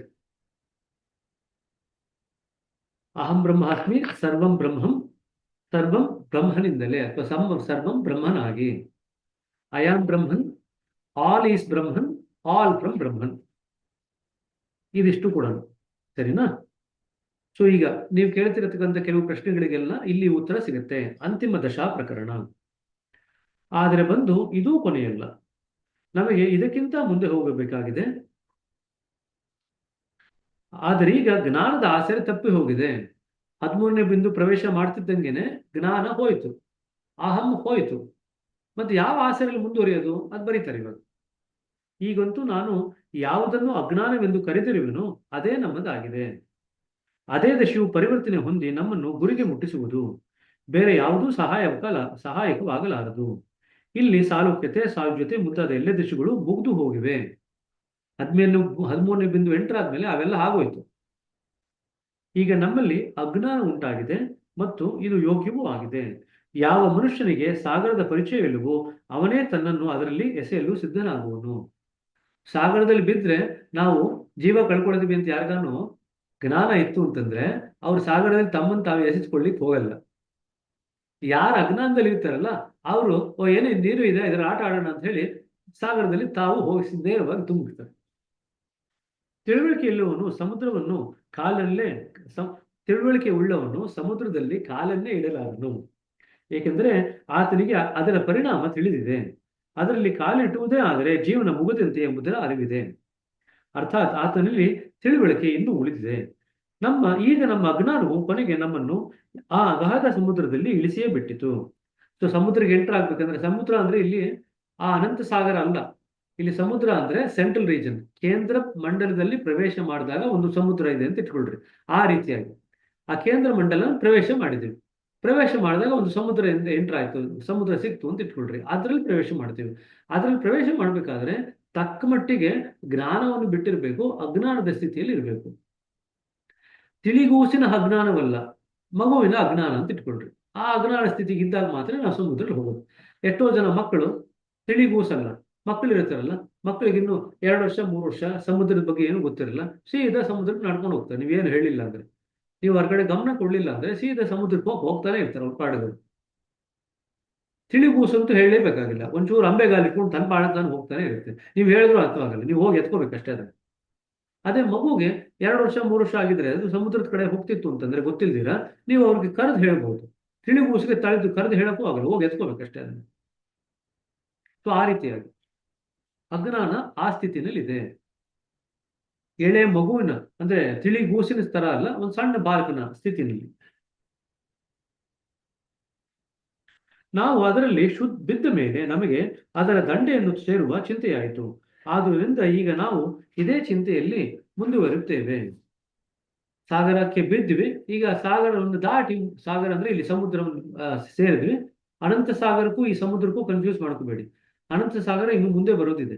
ಆ ಸಾಗರದಲ್ಲಿ ಬಿದ್ವಿ, ಇನ್ನು ಮುಂದಕ್ಕೆ ಹೋಗ್ಬೇಕು. ಇವಾಗ ಆ ಕಡೆ ಹೋಗ್ಬೇಕು, ಸಮುದ್ರಕ್ಕೆ ಬಿದ್ವಿ, ಮುಂದಕ್ಕೆ ಹೋಗ್ಬೇಕು. ಆದ್ರೆ ಸಮುದ್ರಕ್ಕೆ ಹೋಗ್ಬೇಕು ಅಂತಂದ್ರೆ ನಾವೇನೇ ಇಲ್ಲ, ನಮ್ಗೆ ಯಾವ ಬೋಟು ಇಲ್ಲ ಅಲ್ಲಿ. ಏಕೆಂದ್ರೆ ಅದಂತೂ ಇಲ್ಲಿಗೆ ಬರೋದಕ್ಕಿಂತ ಮುಂಚೆ ಮುಗಿದು ಬಿಟ್ಟಿದೆ. ಈಗ ಹೇಗೋ ಸಾಗಬೇಕಾಗಿದ್ದು ಈಜುತ್ತಾ ನಡೆದಿದ್ದೇವೆ. ಹೀಗೆ ಎಷ್ಟೋ ಹರದಾರಿ ಮುಂದೆ ಹೋದೆವು. ನಮಗೆ ಯಾತ್ರೆಯಲ್ಲಿ ನಾನಾ ತರಂಗಗಳು, ಏರಿಳಿತಗಳು, ತಿರುವುಗಳು ದೊರೆತುದಾದರೂ ಅವೆಲ್ಲ ಮೌನವಾಗಿದ್ದವು. ಸೊ ದಾರಿಯಲ್ಲಿ ಹೋಗ್ತಾ ಇದೀವಿ, ದಾರಿಯಲ್ಲಿ ಹೋಗ್ತಾ ಹೋಗ್ತಾ ಏನ್ ಸಿಕ್ತು ನಮಗೆ? ಒಂದಿಷ್ಟು ತರಂಗಗಳು, ಒಂದಿಷ್ಟು ಏರಿಳಿತಗಳು, ತಿರುವುಗಳು, ಇವೆಲ್ಲ ಸಿಗತ್ತೆ. ಅವುಗಳ ಇರುವಿಕೆಯ ಅನುಮಾನ ಮಾತ್ರ ಇದ್ದಿತು. ಇದೇ ಅನುಮಾನದಲ್ಲಿಯೇ ನಾವು ಮುಂದುವರೆದಿದ್ದೇವೆ. ಕೊನೆಗೆ ಈ ಅನುಮಾನವೂ ಇಲ್ಲದಾಯಿತು. ಈಗ ಸಮನಾದ ಪಾತಳಿ ದೊರೆಯುವುದು, ಸಮವಾಗಿರ್ತಕ್ಕಂಥ ಒಂದು ಸ್ಥಳ ದೊರೆಯುತ್ತೆ. ಅಲ್ಲಿ ತರಂಗಗಳಾಗಲಿ ಏರಿಳಿತಗಳಾಗಲಿ ಇಲ್ಲ. ಇದನ್ನು ತಿಳಿಯಲು ನಾನು ಸತ್ಯೋದಯಲ್ಲಿ 7 ವೃತ್ತಗಳನ್ನು ತೋರಿಸಿದ್ದೇನೆ. ಈ ತರಂಗಗಳು ಏರಿಳಿತಗಳು ಅಂತಿದೆಯಲ್ಲ, ಅದನ್ನ ಬಾಬುಜಿಯವರು 7 ತರಂಗಗಳು ಅಂತ ತೋರಿಸಿದ್ದಾರೆ, ಅಥವಾ 7 ವೃತ್ತಗಳು ಅಂತ ತೋರಿಸಿದ್ದಾರೆ. ಬಂದು ಅನುಮಾನವಾದರೂ ಎಲ್ಲಿವರೆಗೆ? ಅದು ಕೊನೆಗೊಳ್ಳಲೇಬೇಕು. ಮನುಷ್ಯನು ದೀರ್ಘ ಪ್ರವಾಸ ಮಾಡಿದಾಗ ನಡೆಯುತ್ತಾ ದಣಿವನ್ನು ಮರೆಯುವ ಸ್ಥಿತಿ ಬರುವುದು. ಇದು ಅನುಭವದ ಮಾತು. ಬೇಕಾದರೆ ಇದನ್ನು ಮಾಡಿ ನೋಡಿ. ಈ ಪ್ರಕಾರ ನಮ್ಮ ಯಾವ ಅಜ್ಞಾನದಿಂದ ನಾವು ಸಮುದ್ರದ ದಡವನ್ನು ಸೇರಿದೆವೋ ಅದು ಈಗ ಕೊನೆಗೊಂಡಿತು. ನಮ್ಮ ವಿಚಾರದಲ್ಲಿ ಅಜ್ಞಾನದ ಸುಳಿವು ಸಹ ಇಲ್ಲ. ಆದರೆ ನಮಗಿನ್ನೂ ಮುಂದೆ ಹೋಗಬೇಕಾಗಿದೆ. ಸರಿ, ಅಜ್ಞಾನವನ್ನಂತೂ ಸಮಾಪ್ತಗೊಳಿಸಿದೆವು. ಇನ್ನು ಮುಂದೆ ಉಂಟಾಗುವ ಸ್ಥಿತಿ ಉಂಟಾಗುವುದಿಲ್ಲವೆಂದು ಹೇಳಬಹುದಾದರೂ ತಮ ಅವಸ್ಥೆ ಎಂಬ ಶಬ್ದವು ಉಪಯುಕ್ತವಾಗಿದೆ. ಅಜ್ಞಾನವನ್ನು ನಾವು ಮರೆತು ಹೋದಾಗ ಹಸುಗೂಸಿನ ತರ ಆಗ್ತೀವಿ. ಹಸುಗೂಸಿಗೆ ಜ್ಞಾನ ಮತ್ತೆ ಅಜ್ಞಾನ ಇದು ಎರಡರ ಅರಿವೇ ಇಲ್ಲ. ಆ ರೀತಿಯಾದಂಥ ಸ್ಥಿತಿಯಲ್ಲಿ ನಾವು ನೆಲೆಗೊಳ್ತೀವಿ. ಅದು ತಮದ ಸ್ಥಿತಿ. ಇದೇ ನಮ್ಮನ್ನು ಮುಂದಕ್ಕೊಯ್ಯುತ್ತಾ ನಡೆಯುವುದು. ಇದಕ್ಕೆ ಕೊನೆ ಇಲ್ಲ. ನಾವು ಮುಂದುವರೆದಂತೆಲ್ಲ ಈ ವಸ್ತುಗಳು ನಿರಂತರವಾಗಿ ಇದ್ದೇ ಇರುತ್ತದೆ. ಯಾವನಾದರೂ ಸಾಹಸಿಕ ಮನುಷ್ಯನಲ್ಲಿ ಮುಂದಿನ ವಸ್ತುವನ್ನು ಅನುಮಾನ ಪಡುವ ವಿಶೇಷ ಯೋಗ್ಯತೆ ಉಂಟಾದರೆ ಅದರ ಆಚೆ ಒಂದು ಬಿಂದು ಇರುವುದು ಎಂದು ಮಾತ್ರ ತಿಳಿದು ಬರುವುದು. ಬಿಂದುವೇನು ಬಂತು, ಅದರ ಸುತ್ತಲೂ ವೃತ್ತವಿರುವುದೆಂದು ಹೇಳಬೇಕು. ಅನಂತ ಸಾಗರ ಅಂತ ಹೇಳಿದ್ವಲ್ಲ, ಅದು ನೀವು ಜ್ಞಾಪಕ ಇದೆಯಾ? ಹಿಂದಿನ ಪುಟದಲ್ಲಿ ನಾವು ರಿಯಾಲಿಟಿ ಡಾನ್ ಓದ್ಬೇಕಾದ್ರೆ ಅದು ಮತ್ತೆ ಆ ರಾಜಯೋಗದ ಪ್ರಭಾವ ನಾವು ಓದಿದ್ವಲ್ಲ, ಸಹಜ ಮಾರ್ಗದ ಅನುಸಾರ ರಾಜಯೋಗದ ಪ್ರಭಾವ ಪುಸ್ತಕ ಓದಿದ್ವಲ್ಲ, ಇದರಲ್ಲಿ ಎಫಿಕಸಿ ಆಫ್ ರಾಜಯೋಗ. ಅಲ್ಲಿ ಬಾಬೂಜಿಯವರು ಒಂದು ಸರ್ಕಲ್ ತೋರಿಸಿ ಮಧ್ಯದಲ್ಲಿ ಒಂದು ಡಾಟ್ ಇಟ್ಟು ಅದ್ರ ಸುತ್ತ ಒಂದು ಸಿ ಅಂತ ಮಾರ್ಕ್ ಮಾಡಿದ್ದಾರೆ. ಜ್ಞಾಪಕ ಇದೆಯಾ? ಈಗ ಆ ಸಿ ವಲಯವನ್ನು ನಾವು ಪ್ರವೇಶ ಮಾಡ್ತೀವಿ. ಆ ಸಿಗೆ ಅವರು ಒಂದು ವೃತ್ತ ಅಂತ ಕರೀತಾರೆ. ಆ ಸೆಂಟರ್ ನಲ್ಲಿ ಇರ್ತಕ್ಕಂಥ ಡಾಟ್ಗೆ ಅವರು ಬಿಂದು ಅಂತ ಕರೀತಾರೆ.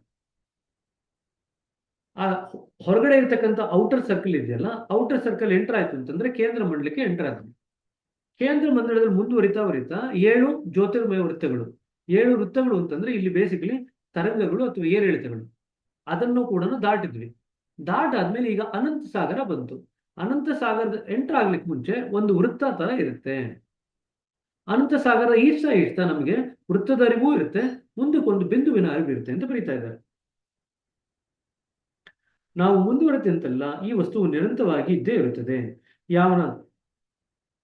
ಯಾವನಾದರೂ ಸಾಹಸಿಕ ಮನುಷ್ಯರಲ್ಲಿ ಮುಂದಿನ ವಸ್ತುವನ್ನು ಅನುಮಾನ ಪಡುವ ವಿಶೇಷ ಯೋಗ್ಯತೆ ಉಂಟಾದರೆ ಇದರಾಚೆ ಒಂದು ಬಿಂದು ಇರುವುದೆಂದು ಮಾತ್ರ ತಿಳಿದು ಬರುವುದು. ಬಿಂದುವೇನು ಬಂತು, ಬೇರೆ ಅದರ ಸುತ್ತಲೂ ಒಂದು ವೃತ್ತವಿರುವುದೆಂದು ಹೇಳಬೇಕು. ಇಲ್ಲಿ ಈ ಕೇಂದ್ರ ಬಿಂದುವಿನ ಅನುಭವ ಪಡೆಯುವ ವ್ಯಕ್ತಿಯು ಕ್ವಚಿತ್ತಾಗಿಯೇ ಹುಟ್ಟುವನು. ಇರಲಿ, ಅದನ್ನು ಹೇಳಿಯೇ ಬಿಡುವನು. ಒಬ್ಬ ಮಹಾತ್ಮನು ಹುಟ್ಟಿದನೆಂದು ತಿಳಿಯರಿ. ಆತನು ಅದರ ಅಂದಾಜು ಹಚ್ಚ ಬಯಸಿದ ಯಾವ ವೃತ್ತದ ಕೆಳಗೆ ಶಕ್ತಿಗಳು ಆರಂಭವಾಗಿದೆಯೋ ಆ ವೃತ್ತದಲ್ಲಿ ಸ್ವಲ್ಪ ಇಣುಕಿ ನೋಡಲು ಪ್ರಯತ್ನಿಸಿದ್ದಾದರೆ ವೃತ್ತದ ಪರಿಧಿಯು ಆತನನ್ನು ಹೊರಕೆಸೆದು ಬಿಡುವುದು. ಒಂದು ವೃತ್ತ ಇದೆ, ಆ ವೃತ್ತದ ಕೆಳಗಡೆ ಶಕ್ತಿ ಇದೆ. ಆ ವೃತ್ತದಲ್ಲಿ ಏನಿದೆ ಎನ್ಬೇಕಂತ ಇಣುಕಿ ನೋಡಿದ್ರೆ ಅದು ಅವನ್ನ ಹೊರಗಡೆ ದಬ್ಬಿ ಬಿಡುತ್ತೆ. ಪೆಟ್ಟು ತಿಂದ ನಂತರವೂ ಆತನು ಹೇಗೋ ಅದರ ಅಂದಾಜನ್ನು ಹಚ್ಚಿದರೂ ಅದನ್ನು ವ್ಯಕ್ತಗೊಳಿಸಲು ಆತನಲ್ಲಿ ಶಬ್ದಗಳು ಸಿಗುವುದಿಲ್ಲ. ಇದಕ್ಕಿಂತ ಮುಂದೆ ಮನುಷ್ಯನ ನಿಲುಕು ಅಸಂಭವವಿದೆ. ಇಲ್ಲಿಯವರೆಗಂತೂ ಇದರ ಆಚೆಗೆ ಯಾರೂ ಮುಂದುವರೆದಿಲ್ಲ. ಭವಿಷ್ಯದ ಮಾತು ಬಲ್ಲವನೇ ಬಲ್ಲ. ಇಲ್ಲಿಂದ ಮುಂದೆ ಪ್ರಾರಂಭವಾಗುವ ವೃತ್ತಗಳು ಸಮಸ್ತ ಶಕ್ತಿಯ ಸಾರವಾಗಿದೆ. ಇದು ಬಹಳ ಉನ್ನತ ಮಟ್ಟದ ವಸ್ತು. ಈ ವೃತ್ತಗಳಲ್ಲಿ ದಾಟುವುದು ಪ್ರಾಯಶಃ ಅಸಂಭವ. ಆದರೂ ಉಪಾಯವನ್ನು ಹೇಳಿಬಿಡುವನು. ಅದು ಅಂಥ ದೊಡ್ಡದೇನೂ ಅಲ್ಲ, ತೀರಾ ಸಾಧಾರಣವಾದುದು. ನಮಗೆ ಮೇಲಕ್ಕೆ ಜಿಗಿಯಬೇಕೆಂಬ ವಿಚಾರ ಬಂದಾಗ ಆ ವಿಚಾರದ ಸಂಬಂಧವು ವೃತ್ತದೊಂದಿಗೆ ತಾನಾಗಿಯೇ ಉಂಟಾಗುತ್ತದೆ. ಆಗ ಯಾರಾದರೂ ಸಾಹಸ ಮಾಡಿ ಆ ವೃತ್ತದಲ್ಲಿ ತಮ್ಮ ವಿಚಾರವನ್ನು ಲಯಗೊಳಿಸಿದ್ದೇ ಆದರೆ ಇದರ ವಿಚಾರ ಅಲ್ಪ ಸ್ವಲ್ಪ ಹೊಳೆಯುವುದು. ಅದು ಕೆಲ ಕ್ಷಣ ಮಾತ್ರ. ಆದರೆ ಅವರು ತಮ್ಮ ಹೃದಯವನ್ನು ನೋಡಿಕೊಳ್ಳುತ್ತಿರಬೇಕು. ಅನಂತರ ಅವರು ಅಲ್ಲಿಂದ ಸರಿಯಬೇಕಾಗುವುದು. ಹೃದಯದ ಮೇಲೆ ದೃಷ್ಟಿ ಇಡುವುದರ ಅಗತ್ಯವೇನೆಂದರೆ ಅದು ಒಡೆದು ಹೋಗುವ ಸಂಭವವಿರುವುದು. ತಲೆಯ ನರಗಳು ಹರಿದು ಹೋಗಬಹುದು. ಉಪಾಯವಂತೂ ಹೇಳಿದ್ದೇನೆ, ಜನರು ಸಾಹಸ ಮಾಡಲಿ. ಇಲ್ಲ, ನಾನು ಹೊರದು ಹೋದ್ರೂ ಪರವಾಗಿಲ್ಲ, ನರಗಳು ಹರಿದು ಹೋದ್ರೂ ಪರವಾಗಿಲ್ಲ ಅಂತ ಬೇಕಾದ್ರೆ ಪ್ರಯತ್ನ ಪಡಬಹುದು. ಆಧ್ಯಾತ್ಮಿಕತೆಯಲ್ಲಿ ವಿಶಿಷ್ಟ ಸಮೀಹೆ, ಸ್ಪೆಷಲ್ ವಿಲ್. ಸಮೀಹೆ ಅಂದ್ರೆ ವಿಲ್. ಇದು ಅಂಡರ್ಲೈನ್ ಮಾಡ್ಕೊಡ್ರಿ, ಇದನ್ನ ಕೇಳ್ತಾರೆ ನಿಮಗೆ ಕನ್ನಡದಲ್ಲಿ. ಸಮೀಹೆ ಅಂತ ಕೇಳಿದಾಗ ಇಚ್ಛಾಶಕ್ತಿ ಅಂತ ಕೇಳಿದ್ರೆ ಎಲ್ರಿಗೂ ಅರ್ಥ ಆಗುತ್ತೆ. ಸಮೀಹೆ ಅಂತ ಪದ ಉಪಯೋಗಿಸಿದಾಗ ಯಾರಿಗೂ ಅರ್ಥವಾಗಲ್ಲ. ವಿಶಿಷ್ಟ ಸಮೀಹೆ ಅಥವಾ ಸ್ಪೆಷಲ್ ವಿಲ್ ಎಂಬುದೊಂದು ಇರುತ್ತದೆ. ಜನರು ಅದನ್ನು ತಿಳಿದಿರುವ ಸಂಭವ ಕಡಿಮೆ. ಸಮೀಹೆ ಅತ್ಯಂತ ಉನ್ನತ ಮಟ್ಟದಲ್ಲಿ ನಿಂತಾಗ ಅದರ ಶಕ್ತಿ ಅಮೋಘವಾಗಿ ಬಿಡುತ್ತದೆ. ಆದರೆ ಯಾವ ಗ್ರಂಥಿಯವರೆಗೆ ಈ ಸಮೀಹೆ ತಲುಪುವುದೋ ಆ ಸ್ಥಿತಿವರೆಗೆ ಮಾತ್ರ ಅದು ವಿಕಾಸ ಹೊಂದುವುದೆಂಬುದನ್ನು ಮರೆಯಬಾರದು. ಈಗ ನಾವು 5ನೇ ಪಾಯಿಂಟ್ ವರೆಗೂ ತಲುಪಿದ್ರೆ 5ನೇ ಪಾಯಿಂಟ್ ವರೆಗೂ ನಮ್ಮ ಸಮೀಹೆ ವಿಸ್ತಾರವಾಗಿದೆ, ಶಕ್ತಿಯುತವಾಗಿದೆ. 10ನೇ ಪಾಯಿಂಟ್ ತಲುಪಿದ್ರೆ 10ನೇ ಪಾಯಿಂಟ್ ವರೆಗೂ ನಮ್ಮ ಸಮೀಹೆ ವಿಸ್ತಾರವಾಗಿದೆ, ಶಕ್ತಿಯುತವಾಗಿದೆ. ಯಾವ ಬಿಂದುವರೆಗೂ ನಾವು ನಮ್ಮ ಪ್ರಯಾಣ ಬೆಳೆಸಿರ್ತೀವೋ ಅಷ್ಟರ ಮಟ್ಟಿಗೆ ಬಲಯುತವಾಗಿರುತ್ತೆ. ಒಂದು ವೇಳೆ ಕೇಂದ್ರ ಮಂಡಲದ 7 ವೃತ್ತಗಳನ್ನು ದಾಟಿ ಅದರ ನಿಲುಗಡೆಯಾದರೆ ಅದು ಅತ್ಯಂತ ಪ್ರಭಾವಶಾಲಿ ಆಗುವುದು. ಹಾಗಾದ್ರೆ ಒಂದು ವ್ಯಕ್ತಿ 7 ವೃತ್ತಗಳನ್ನ, ಕೇಂದ್ರ ಮಂಡಲದಲ್ಲಿ ಇರತಕ್ಕಂಥ 7 ವೃತ್ತಗಳನ್ನ ದಾಟಿ ನಿಂತಿರ್ತಕ್ಕಂಥ ವ್ಯಕ್ತಿಯ ಸಮೀಹೆ ಅಥವಾ ಇಚ್ಛಾಶಕ್ತಿ ಆಗಿರುತ್ತೆ, ಅತ್ಯಂತ ಅಮೋಘವಾಗಿರುತ್ತೆ. ಯಾವುದನ್ನೇ ಕುರಿತು ಧ್ಯಾನಿಸಲಿ ಅದರ ಪರಿಣಾಮ ಆಗಿಯೇ ತೀರುವುದು.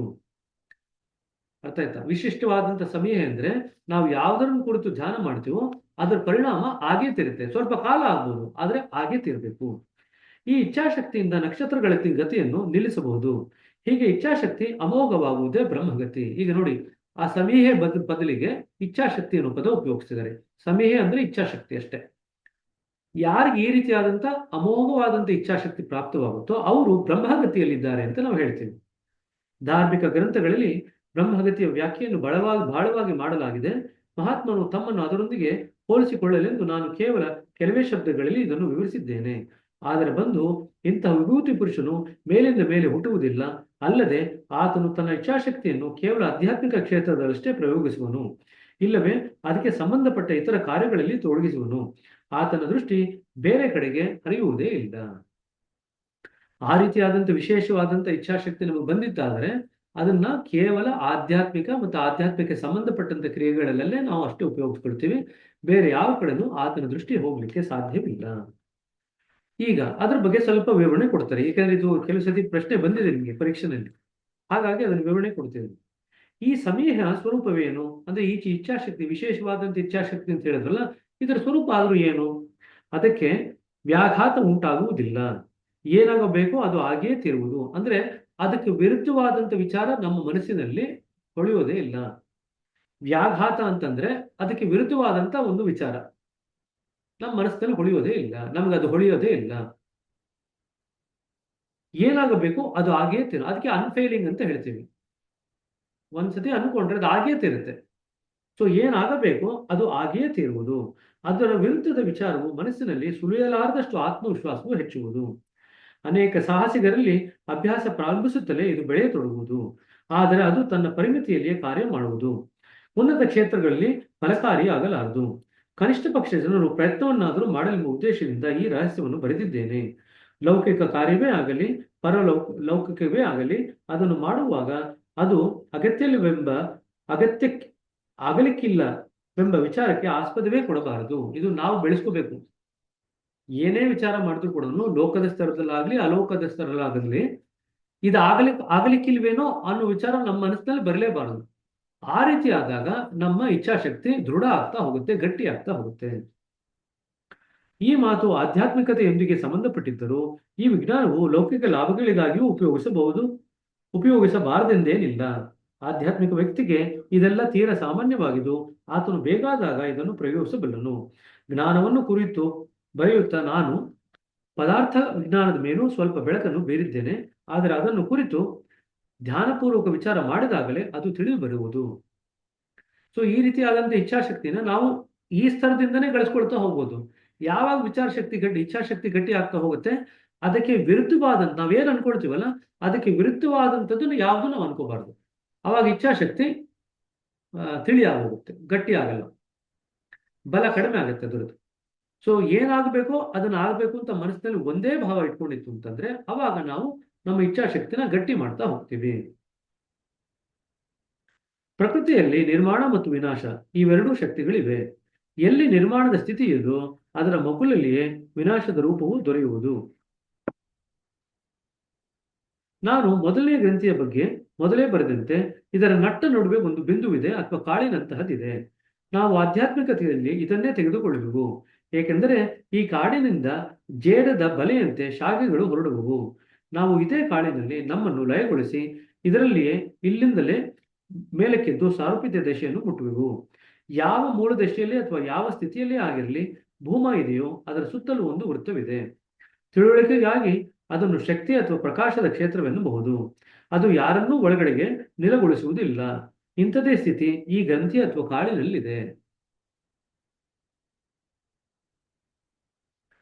ಈ ಕಾಡು ಬಗ್ಗೆ ಕೂಡ ಕೇಳ್ತಾರೆ ಕೆಲವು ಸತಿ. ಮೊದಲನೇ ಬಿಂದುವಿನಲ್ಲೂ ಕಾಡಿದೆ, ಪ್ರತಿಯೊಂದು ಬಿಂದುವಿನಲ್ಲೂ ಕಾಡಿದೆ. ಇಂಥದೇ ಸ್ಥಿತಿ ಭೂಮದಲ್ಲೂ ಇದೆ. ಇದರಲ್ಲಿಯೂ ಒಂದು ಪ್ರಕಾರದ ವೃತ್ತವಿದೆ, ಆದರೆ ಒಳಗಡೆ ಹೋಗುವ ಗೊಡದಷ್ಟು ಶಕ್ತಿ ಇದರಲ್ಲಿ ಇಲ್ಲ. ಈ ವೃತ್ತವು ವಿನಾಶಕಾರಿಯಾಗಿದ್ದು ತನ್ನ ಕ್ಷೇತ್ರದಲ್ಲಿ ವಿನಾಶದ ಸ್ಥಿತಿಯನ್ನು ಉಂಟು ಮಾಡಬಲ್ಲದು. ಯಾವುದೇ ಲೌಕಿಕ ಅಥವಾ ಪದಾರ್ಥಕ್ಕೆ ಸಂಬಂಧಪಟ್ಟ ಒಂದು ವಸ್ತುವನ್ನು ನಿರ್ಮಿಸುವುದಕ್ಕಾಗಲಿ ಕೆಡಿಸುವುದಕ್ಕಾಗಲಿ ಇದನ್ನು ಉಪಯೋಗಿಸಬಹುದು.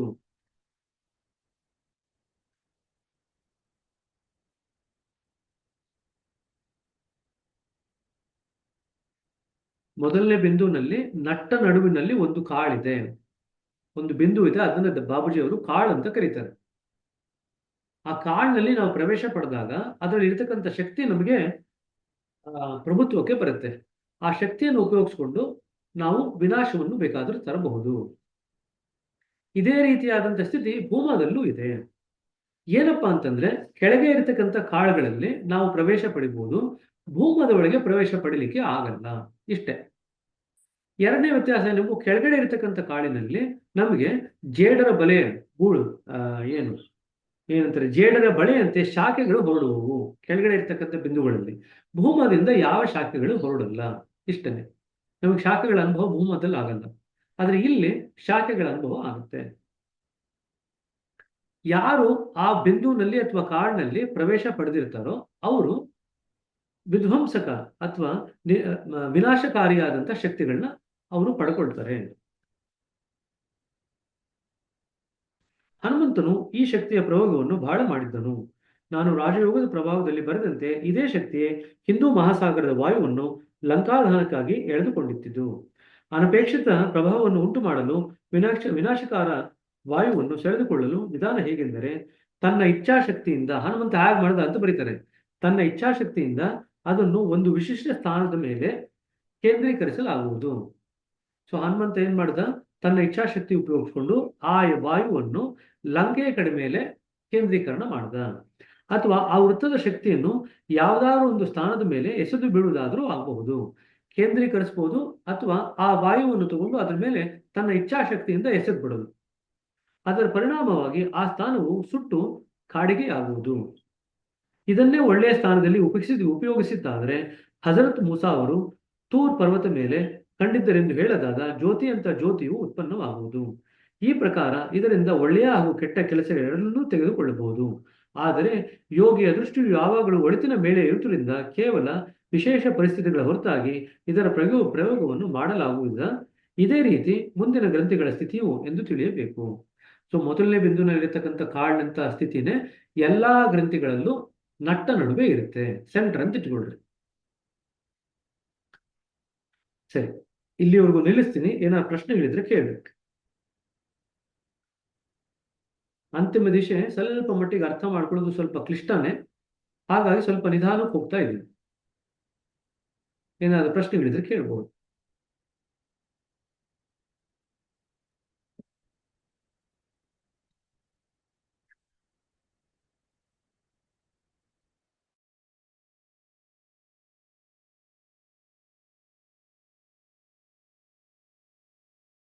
ಏನೂ ಪ್ರಶ್ನೆ ಇಲ್ಲ ಅಂದ್ರೆ ಏನೂ ಅರ್ಥವಾಗಿಲ್ಲ ಅಥವಾ ಎಲ್ಲ ಅರ್ಥವಾಗಿದೆ ಅಂತ ಎರಡೇ ಸಾಧ್ಯತೆ. ಎಲ್ಲ ಅರ್ಥ ಆಗಿದ್ರೆ ಒಳ್ಳೇದು, ಏನಾದ್ರೂ ಅರ್ಥ ಆಗಿಲ್ಲ ಅಂತಂದ್ರೆ ಪ್ರಶ್ನೆ ಕೇಳ್ಬೋದು.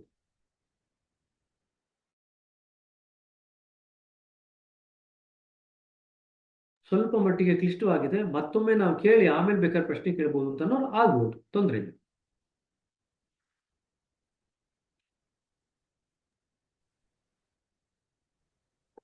ನಮಸ್ಕಾರ ಸರ್. ಹೇಳ್ರಿ. ಸರ್, ಕಾಡು ಅಂದ್ರೆ ಏನ್ ಸರ್ ಅದು? ಕಾಡು ಅಂತಂದ್ರೆ ಅಲ್ಲೊಂದು ನೀವು ಒಂದು ಗ್ರಂಥಿ ಅಂತಿದೆಯಲ್ಲ ಅಥವಾ ಒಂದು ಚಕ್ರ ಅಂತಿದೆಯಲ್ಲ, ಚಕ್ರಕ್ಕೆ ಒಂದು ಸೆಂಟರ್ ಇರುತ್ತಲ್ವಾ, ಆ ಚಕ್ರದ ಸೆಂಟರ್ನ ನಾವು ಕಾಡು ಅಂತ ಕರೆದಿರೋದು ಬಾಬುಜಿ. ಅಲ್ಲೊಂದು ಬಿಂದು ಇದೆ ಅಂತ ಹೇಳ್ತಾರೆ. ಸರಿ ಸರ್, ಸರಿ sir. Okay, thank you sir, thank you. ಸರಿನಾ? Thank you sir. ಇದು ನಿಮಗೆ ರಾಜಯೋಗದ ಪ್ರಭಾವದಲ್ಲಿ ಅಂತ ಬರುತ್ತಲ್ವಾ, ಎಫಿಕಸಿ ಆಫ್ ರಾಜಯೋಗ, ಆ ಪುಸ್ತಕ ಸಹಜ ಮಾರ್ಗಾನುಸಾರ ರಾಜಯೋಗದ ಪ್ರಭಾವ ಅಂತ ಏನ್ ಬರೆದಿದಾರ ಅದರಲ್ಲಿ ಇದನ್ನ ಬಗ್ಗೆ ಬರೆದಿದ್ದಾರೆ. ಎ ಬಿಂದು ಮತ್ತು ಬಿ ಬಿಂದು ನಡುವೆ ಒಂದು ಬಿಂದು ಇದೆ, ಅದು ವಿನಾಶಕಾರಿ ಮಾಡ್ತದೆ ಅಂತ ಕೂಡ ಬರೆದಿದ್ದಾರೆ. ಇಲ್ಲಿ ಅದ್ರ ಬಗ್ಗೆ ಸ್ವಲ್ಪ ಮಟ್ಟಿಗೆ ವಿವರ ಕೊಟ್ಟಿದ್ದಾರೆ. ವಿವರ ಏನಪ್ಪಾ ಅಂತಂದ್ರೆ, ಪ್ರತಿಯೊಂದು ಗ್ರಂಥಿಯಲ್ಲಿ ಒಂದು ನಟ್ಟ ನಡುವೆ ಒಂದು ಬಿಂದು ಇದೆ. ಅದನ್ನ ನಾವು ವಿನಾಶಕ್ಕಾದ್ರೂ ಉಪಯೋಗಿಸ್ಬೋದು, ಸೃಷ್ಟಿ ಮಾಡ್ಲಿಕ್ಕಾದ್ರೂ ಉಪಯೋಗಿಸ್ಬೋದು, ಒಳ್ಳೆ ಕೆಲಸಕ್ಕೂ ಉಪಯೋಗಿಸ್ಬೋದು, ಕೆಟ್ಟ ಕೆಲಸಕ್ಕೂ ಉಪಯೋಗಿಸ್ಬೋದು. ಹನುಮಂತ ಅದನ್ನ ಲಂಕಾಧಾನಕ್ಕೆ ಉಪಯೋಗಿಸ್ತಾ, ಅದು ಕೆಟ್ಟ ಕೆಲಸ ಆಯ್ತು. ಇಲ್ಲಿ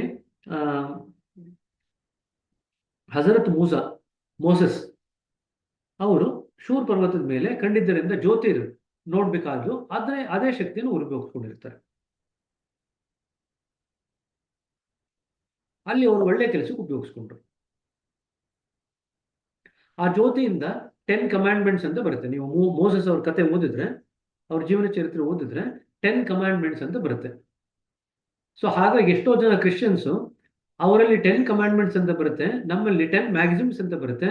ಎರಡು ಒಂದಕ್ಕೊಂದು ಸಂಬಂಧ ಇದೆಯಾ, ಇದು ಕ್ರಿಶ್ಚಿಯಾನಿಟಿಗೆ ಸಂಬಂಧಪಟ್ಟಿದ್ದ ಅಂತ ಕೇಳ್ತಾರೆ ಎಷ್ಟೋ ಜನ. ಯಾಕಂದ್ರೆ ಮೋಸಸ್ 10 ಕಮಾಂಡ್ಮೆಂಟ್ಸ್ ಅಂತ ಕೊಟ್ಟರು, ಇಲ್ಲಿ 10 ಮ್ಯಾಕ್ಸಿಮ್ಸ್ ಅಂತ ಬರುತ್ತೆ. ಸೊ ಆ ಮತಕ್ಕೆ ಸಂಬಂಧಪಟ್ಟಿದ್ದ ಇದು ಅಂತಾನೂ ಕೆಲವರೆಲ್ಲ ಕೇಳ್ತಾರೆ.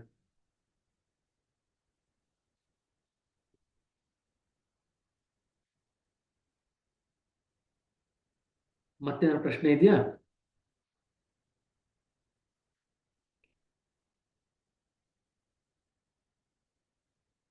ಇಲ್ಲದೆ ಇದ್ರೆ ಇನ್ನೊಂಚೂರು ಮುಂದುವರ್ಸ್ಕೊಂಡು ಹೋಗೋಣ. ಇನ್ನೂ ಒಂದು ರಹಸ್ಯವನ್ನು ನಾನು ಈಗ ಹೇಳಿಬಿಡುವುದು. ಈಶ್ವರನ ಇಚ್ಛೆ ಇಲ್ಲದೆ ಹುಲ್ಲು ಕಡ್ಡಿಯು ಅಲುಗಾಡುವುದಿಲ್ಲವೆಂದು ನಾವು ಭಕ್ತಿ ಭಾವದಲ್ಲಿ ಹೇಳುತ್ತಾ ಬಂದಿದ್ದೇವೆ. ಇದು ನಿಜವೂ ಇದೆ. ಆದರೆ ಭಕ್ತನ ಇಚ್ಛೆ ಇಲ್ಲದೆ ಭಗವಂತನು ಅಲುಗಾಡನಾರನೆಂದು ನಾನು ಹೇಳಿದರೆ ಮಹಾತ್ಮನು ನನ್ನ ಬಗ್ಗೆ ಏನು ತಿಳಿದುಕೊಳ್ಳುವರು. ಆದರೆ ವಾಸ್ತವಿಕತೆ ಹೀಗೆಯೇ ಇದೆ. ಸತ್ಯವನ್ನು ಹೇಳಲೇಬೇಕು, ಅದು ಎಲ್ಲರಿಗೂ ತಿಳಿಯಲೇಬೇಕಲ್ಲವೇ? ನನ್ನ ವಿಷಯದಲ್ಲಿ ಹೇಳುವುದಾದರೆ, ನಾನು ಅಭ್ಯಾಸ ಮಾಡಲು ಪ್ರಾರಂಭಿಸಿದ ದಿನದಿಂದ ನನ್ನ ಗುರುಗಳಾದ ಫತೇಗಢದ ಸಮೃದ್ಧ ಗುರು ಮಹಾತ್ಮ ಶ್ರೀ ರಾಮಚಂದ್ರಜಿ ಮಹಾರಾಜರನ್ನು ನನ್ನ ಸರ್ವಸ್ವವೆಂದು ತಿಳಿದೆ. ಭಗವಂತನ ದಯೆಯಿಂದ ಇದೇ ಭಾವನೆ ಎಂದೆಂದಿಗೂ ಉಳಿಯಲಿ. ನಾನು ಅನ್ಯ ಸಂಬಂಧವನ್ನು ಇಟ್ಟುಕೊಳ್ಳಲಿಲ್ಲ, ಏಕೆಂದರೆ ಬಂಧನದಿಂದ ಬಿಡುಗಡೆ ಮಾಡುವವರೇ ಇವರು ತಾನೆ. ಈ ರಹಸ್ಯದ ಮೇಲೆ ನಾನು ರಾಜಯೋಗದ ಪ್ರಭಾವದಲ್ಲಿ ತಕ್ಕ ಮಟ್ಟಿಗೆ ಬೆಳಕನ್ನು ಬೀರಿದ್ದೇನೆ. ಅದಿರಲಿ, ಈಗ ಪ್ರಸ್ತುತ ವಿಷಯಕ್ಕೆ ಬರೋಣ. ಈಶ್ವರನಿಗೆ ಮನಸ್ಸು ಇರುವುದಿಲ್ಲ. ಇದನ್ನು ಅನ್ಲೈನ್ ಮಾಡ್ಕೊಳ್ರಿ. ನಿಮ್ಗೆ ಪ್ರಶ್ನೆ ಬರುತ್ತೆ, ಈಶ್ವರನಿಗೆ ಮನಸ್ಸಿದ್ಯಾ ಇಲ್ವಾ ಅಂತ, ಸರಿನಾ ತಪ್ಪಾ ಅಂತ. ಈಶ್ವರ ಅಂತಂದ್ರೆ ಇಲ್ಲಿ ಭೂಮಕ್ಕೆ ಬರಿತಾ ಇದ್ದಾರೆ. ಅದನ್ನ ಏನ್ ಹೇಳಿದೆ? ಈಶ್ವರನ ಪದದ ಅರ್ಥ, ನಿಜವಾದಂತ ಅರ್ಥ ಪ್ರಭು ಅಂತ. ಯಾವ ವಸ್ತು ಸೃಷ್ಟಿಯಾಗಿದೆಯೋ ಅದಕ್ಕೆ ನಾವು ಈಶ್ವರ ಅಂತ ಕರಿತೀವಿ. ಆದ್ರೆ ಈ ಬಾಬೂಜಿಯವರು ಭೂಮಕ್ಕೂ ಕೂಡ ಜನ ಅದನ್ನ ಈಶ್ವರ ಅಂತ ಕರೆದಿರೋದ್ರಿಂದ ಬಾಬೂಜಿಯವರು ಆ ಸಾಮಾನ್ಯ ಅರ್ಥದಲ್ಲೇ ಅದನ್ನು ಬರಿತಾ ಇದ್ದಾರೆ. ಆದ್ರೆ ಭೂಮ ಸೃಷ್ಟಿ ಆಗಿಲ್ಲ, ನಾವು ಕೆಟ್ಕೊಳ್ರಿ. ಮತ್ತೆ ಅವ್ರು ಇಲ್ಲಿ ಬರಿತಾ ಇದ್ದಾರೆ, ಈಶ್ವರನಿಗೆ ಮನಸ್ಸು ಇರುವುದಿಲ್ಲ. ಯಾರು ಸೃಷ್ಟಿ ಮಾಡ್ತಕ್ಕಂಥ ಈಶ್ವರ ಇದಾನಲ್ಲ ಅವನಿಗೆ ಮನಸ್ಸಿದೆ, ಸೃಷ್ಟಿಕರ್ತನಿಗೆ, ವ್ಯಕ್ತವಾದಂತ ಸೃಷ್ಟಿ ಮಾಡ್ತಕ್ಕಂಥವನಿಗೆ. ಆದ್ರೆ ಭೂಮ ಇದನ್ನಲ್ಲ, ಭೂಮಕ್ಕೆ ಯಾವುದೇ ರೀತಿಯಾದಂತ ಮನಸ್ಸಿಲ್ಲ. ಇಲ್ಲಿ ಈಶ್ವರನೆಂದರೆ ಕೇಂದ್ರ ಅಥವಾ ಭೂಮ ಎಂದರ್ಥ. ಒಂದು ವೇಳೆ ಆತನಿಗೆ ಮನಸ್ಸಿದ್ದರೆ ಕರ್ಮ ಸಿದ್ಧಾಂತವು ಆತನಿಗೂ ಅನ್ವಯಿಸಿ ನಮ್ಮೆಲ್ಲರಂತೆ ಆತನು ಸಂಸಾರದಲ್ಲಿ ಇರಬೇಕಾಗುತ್ತಿತ್ತು. ಮನಸ್ಸು ಆತನು ನಮಗೆ ಕೊಟ್ಟ ಉಪಕರಣವೆಂಬುದು ನಿಜ. ಮನುಷ್ಯರಲ್ಲಿ ಆತನೇ ಅವನು ಮನಸ್ಸು ಕೊಟ್ಟಿದ್ದಾನೆ. ಇದರ ಒಂದು ಭಾಗ ನಮ್ಮ ಹತ್ತಿರ ಇದೆ, ಇನ್ನೊಂದು ಭಾಗ ಆತನ ಹತ್ತಿರ ಇದೆ. ಸೊ ಒಂದು ಭಾಗದ ಮನಸ್ಸು ಭೂಮದ ಹತ್ರ ಇದೆ, ಇನ್ನೊಂದು ಭಾಗದ ಮನಸ್ಸು ನಮ್ಮಲ್ಲಿ ಇದೆ. ಒಂದನೇ ಬಿಂದುನಲ್ಲಿ ನಮ್ಮ ಒಲವು ಎರಡೂ ಕಡೆಗಿದೆ. ಒಂದು ಭಾಗದಿಂದ ನಾವು ಲೌಕಿಕ ಕಾರ್ಯಗಳನ್ನು, ಇನ್ನೊಂದೆಡೆಗೆ ಪರಲೌಕಿಕ ಕಾರ್ಯಗಳನ್ನು ಮಾಡುವೆವು.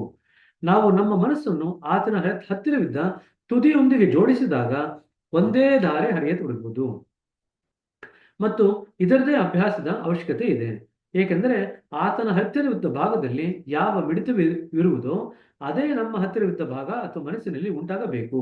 ಆಗ ಯಾವನಾದರೊಬ್ಬನ ಮನಸ್ಸು ಸುದೈವದಿಂದ ಕೇಂದ್ರ ಮಂಡಲಗಳಿಗೆ ಸಂಬಂಧ ಪಡುವಷ್ಟು ಮಟ್ಟಿಗೆ ರೂಪುಗೊಂಡಿತೆಂದರೆ ತಿಳಿಯಿರಿ, 7 ವೃತ್ತಗಳನ್ನು ದಾಟಿ ಅಪಾರ ಸಾಗರದಲ್ಲಿ ಈಜುವ ಅವಕಾಶ ಆತನಿಗೆ ದೊರೆಯಿತು. ಅನಂತರ ಏನು? ಅವನು ಭೂಮಾಕ್ಕೆ ತೀರ ಸಮೀಪನಾಗುವನು. ಮುಂದುವರೆದ ನಂತರ ಯಾವುದನ್ನು ಭೂಮಾದಲ್ಲಿ ಒಂದು ಪ್ರಕಾರದ ಲಯಾವಸ್ಥೆ ಎಂದು ಹೇಳಬಹುದು, ಆ ಸಂಬಂಧ ಉಂಟಾಯಿತೆಂದರೆ ಎಲ್ಲವೂ ಸಮಾಪ್ತವಾದಂತೆಯೇ ಸರಿ. ಈ ಕ್ಷೇತ್ರದಲ್ಲಿ ನಮ್ಮ ಪ್ರಯಾಸ ಮುಗಿಯಿತು. ಇನ್ನು ಮುಂದೆ ಉಳಿದ ಒಂದೆರಡು ಸಂಗತಿಗಳನ್ನು ವಿವರಿಸಬೇಕೆಂದು, ಅದು ಕಲ್ಪನೆಗೂ ನಿಲುಕದ ವಿಷಯ. ಈ ಲಯಾವಸ್ಥೆಯ ನಂತರ ಬರುವ ಜೀವನವೇ ನಿಜವಾದಂತ ಜೀವನ.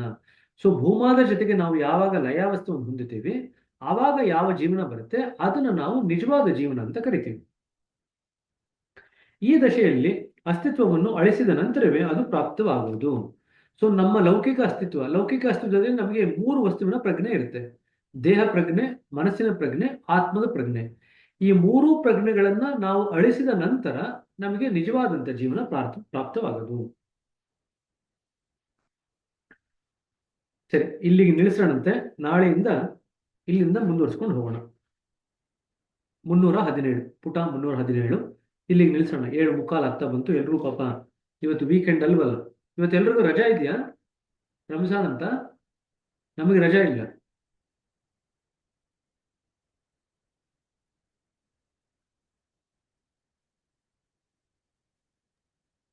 ಗವರ್ಮೆಂಟ್ ಅಫಿಷಿಯಲ್ಸ್ಗೆಲ್ಲ ರಜೆ ಇದೆ ಬ್ರದರ್. ಅದೇನೆ, ಅದಕ್ಕೆ ನಿಮ್ಗೆಲ್ರಿಗೂ ರಜಾ ಇದೆಯಾ ಅಂತ ಕೇಳಿದ್ದು. ನಮ್ಗೆ ರಜಾನೇ ಇಲ್ಲ ಬ್ರದರ್. ಅದು ಸರಿ, ನೀವು ಅಂಗಡಿ ನೋಡ್ಕೊಳ್ಳೋದಲ್ವಾ? ಯಾರು ತಮ್ಮದೇ ಆದಂತ ಕೆಲಸ ಮಾಡ್ಕೋಬೇಕು, ಅವ್ರು ಯಾರಿಗೂ ರಜೆ ಇಲ್ಲ. ನಮಗ್ ಲೇಡೀಸ್ಗೆ ಇರೋದಿಲ್ಲ ಬ್ರದರ್, ರಜಾ ಇರಲ್ಲ. ಅದ್ಯಾಕ್ರಿ? ಅದ್ ಬೇರೆ ಇದೆಯಾ? ಲೇಡೀಸ್ಗೆ ಜೆಂಟ್ಸ್ಗೆ ಅಂತ ಬೇರೆ ಅಂತ? ಲೇಡೀಸ್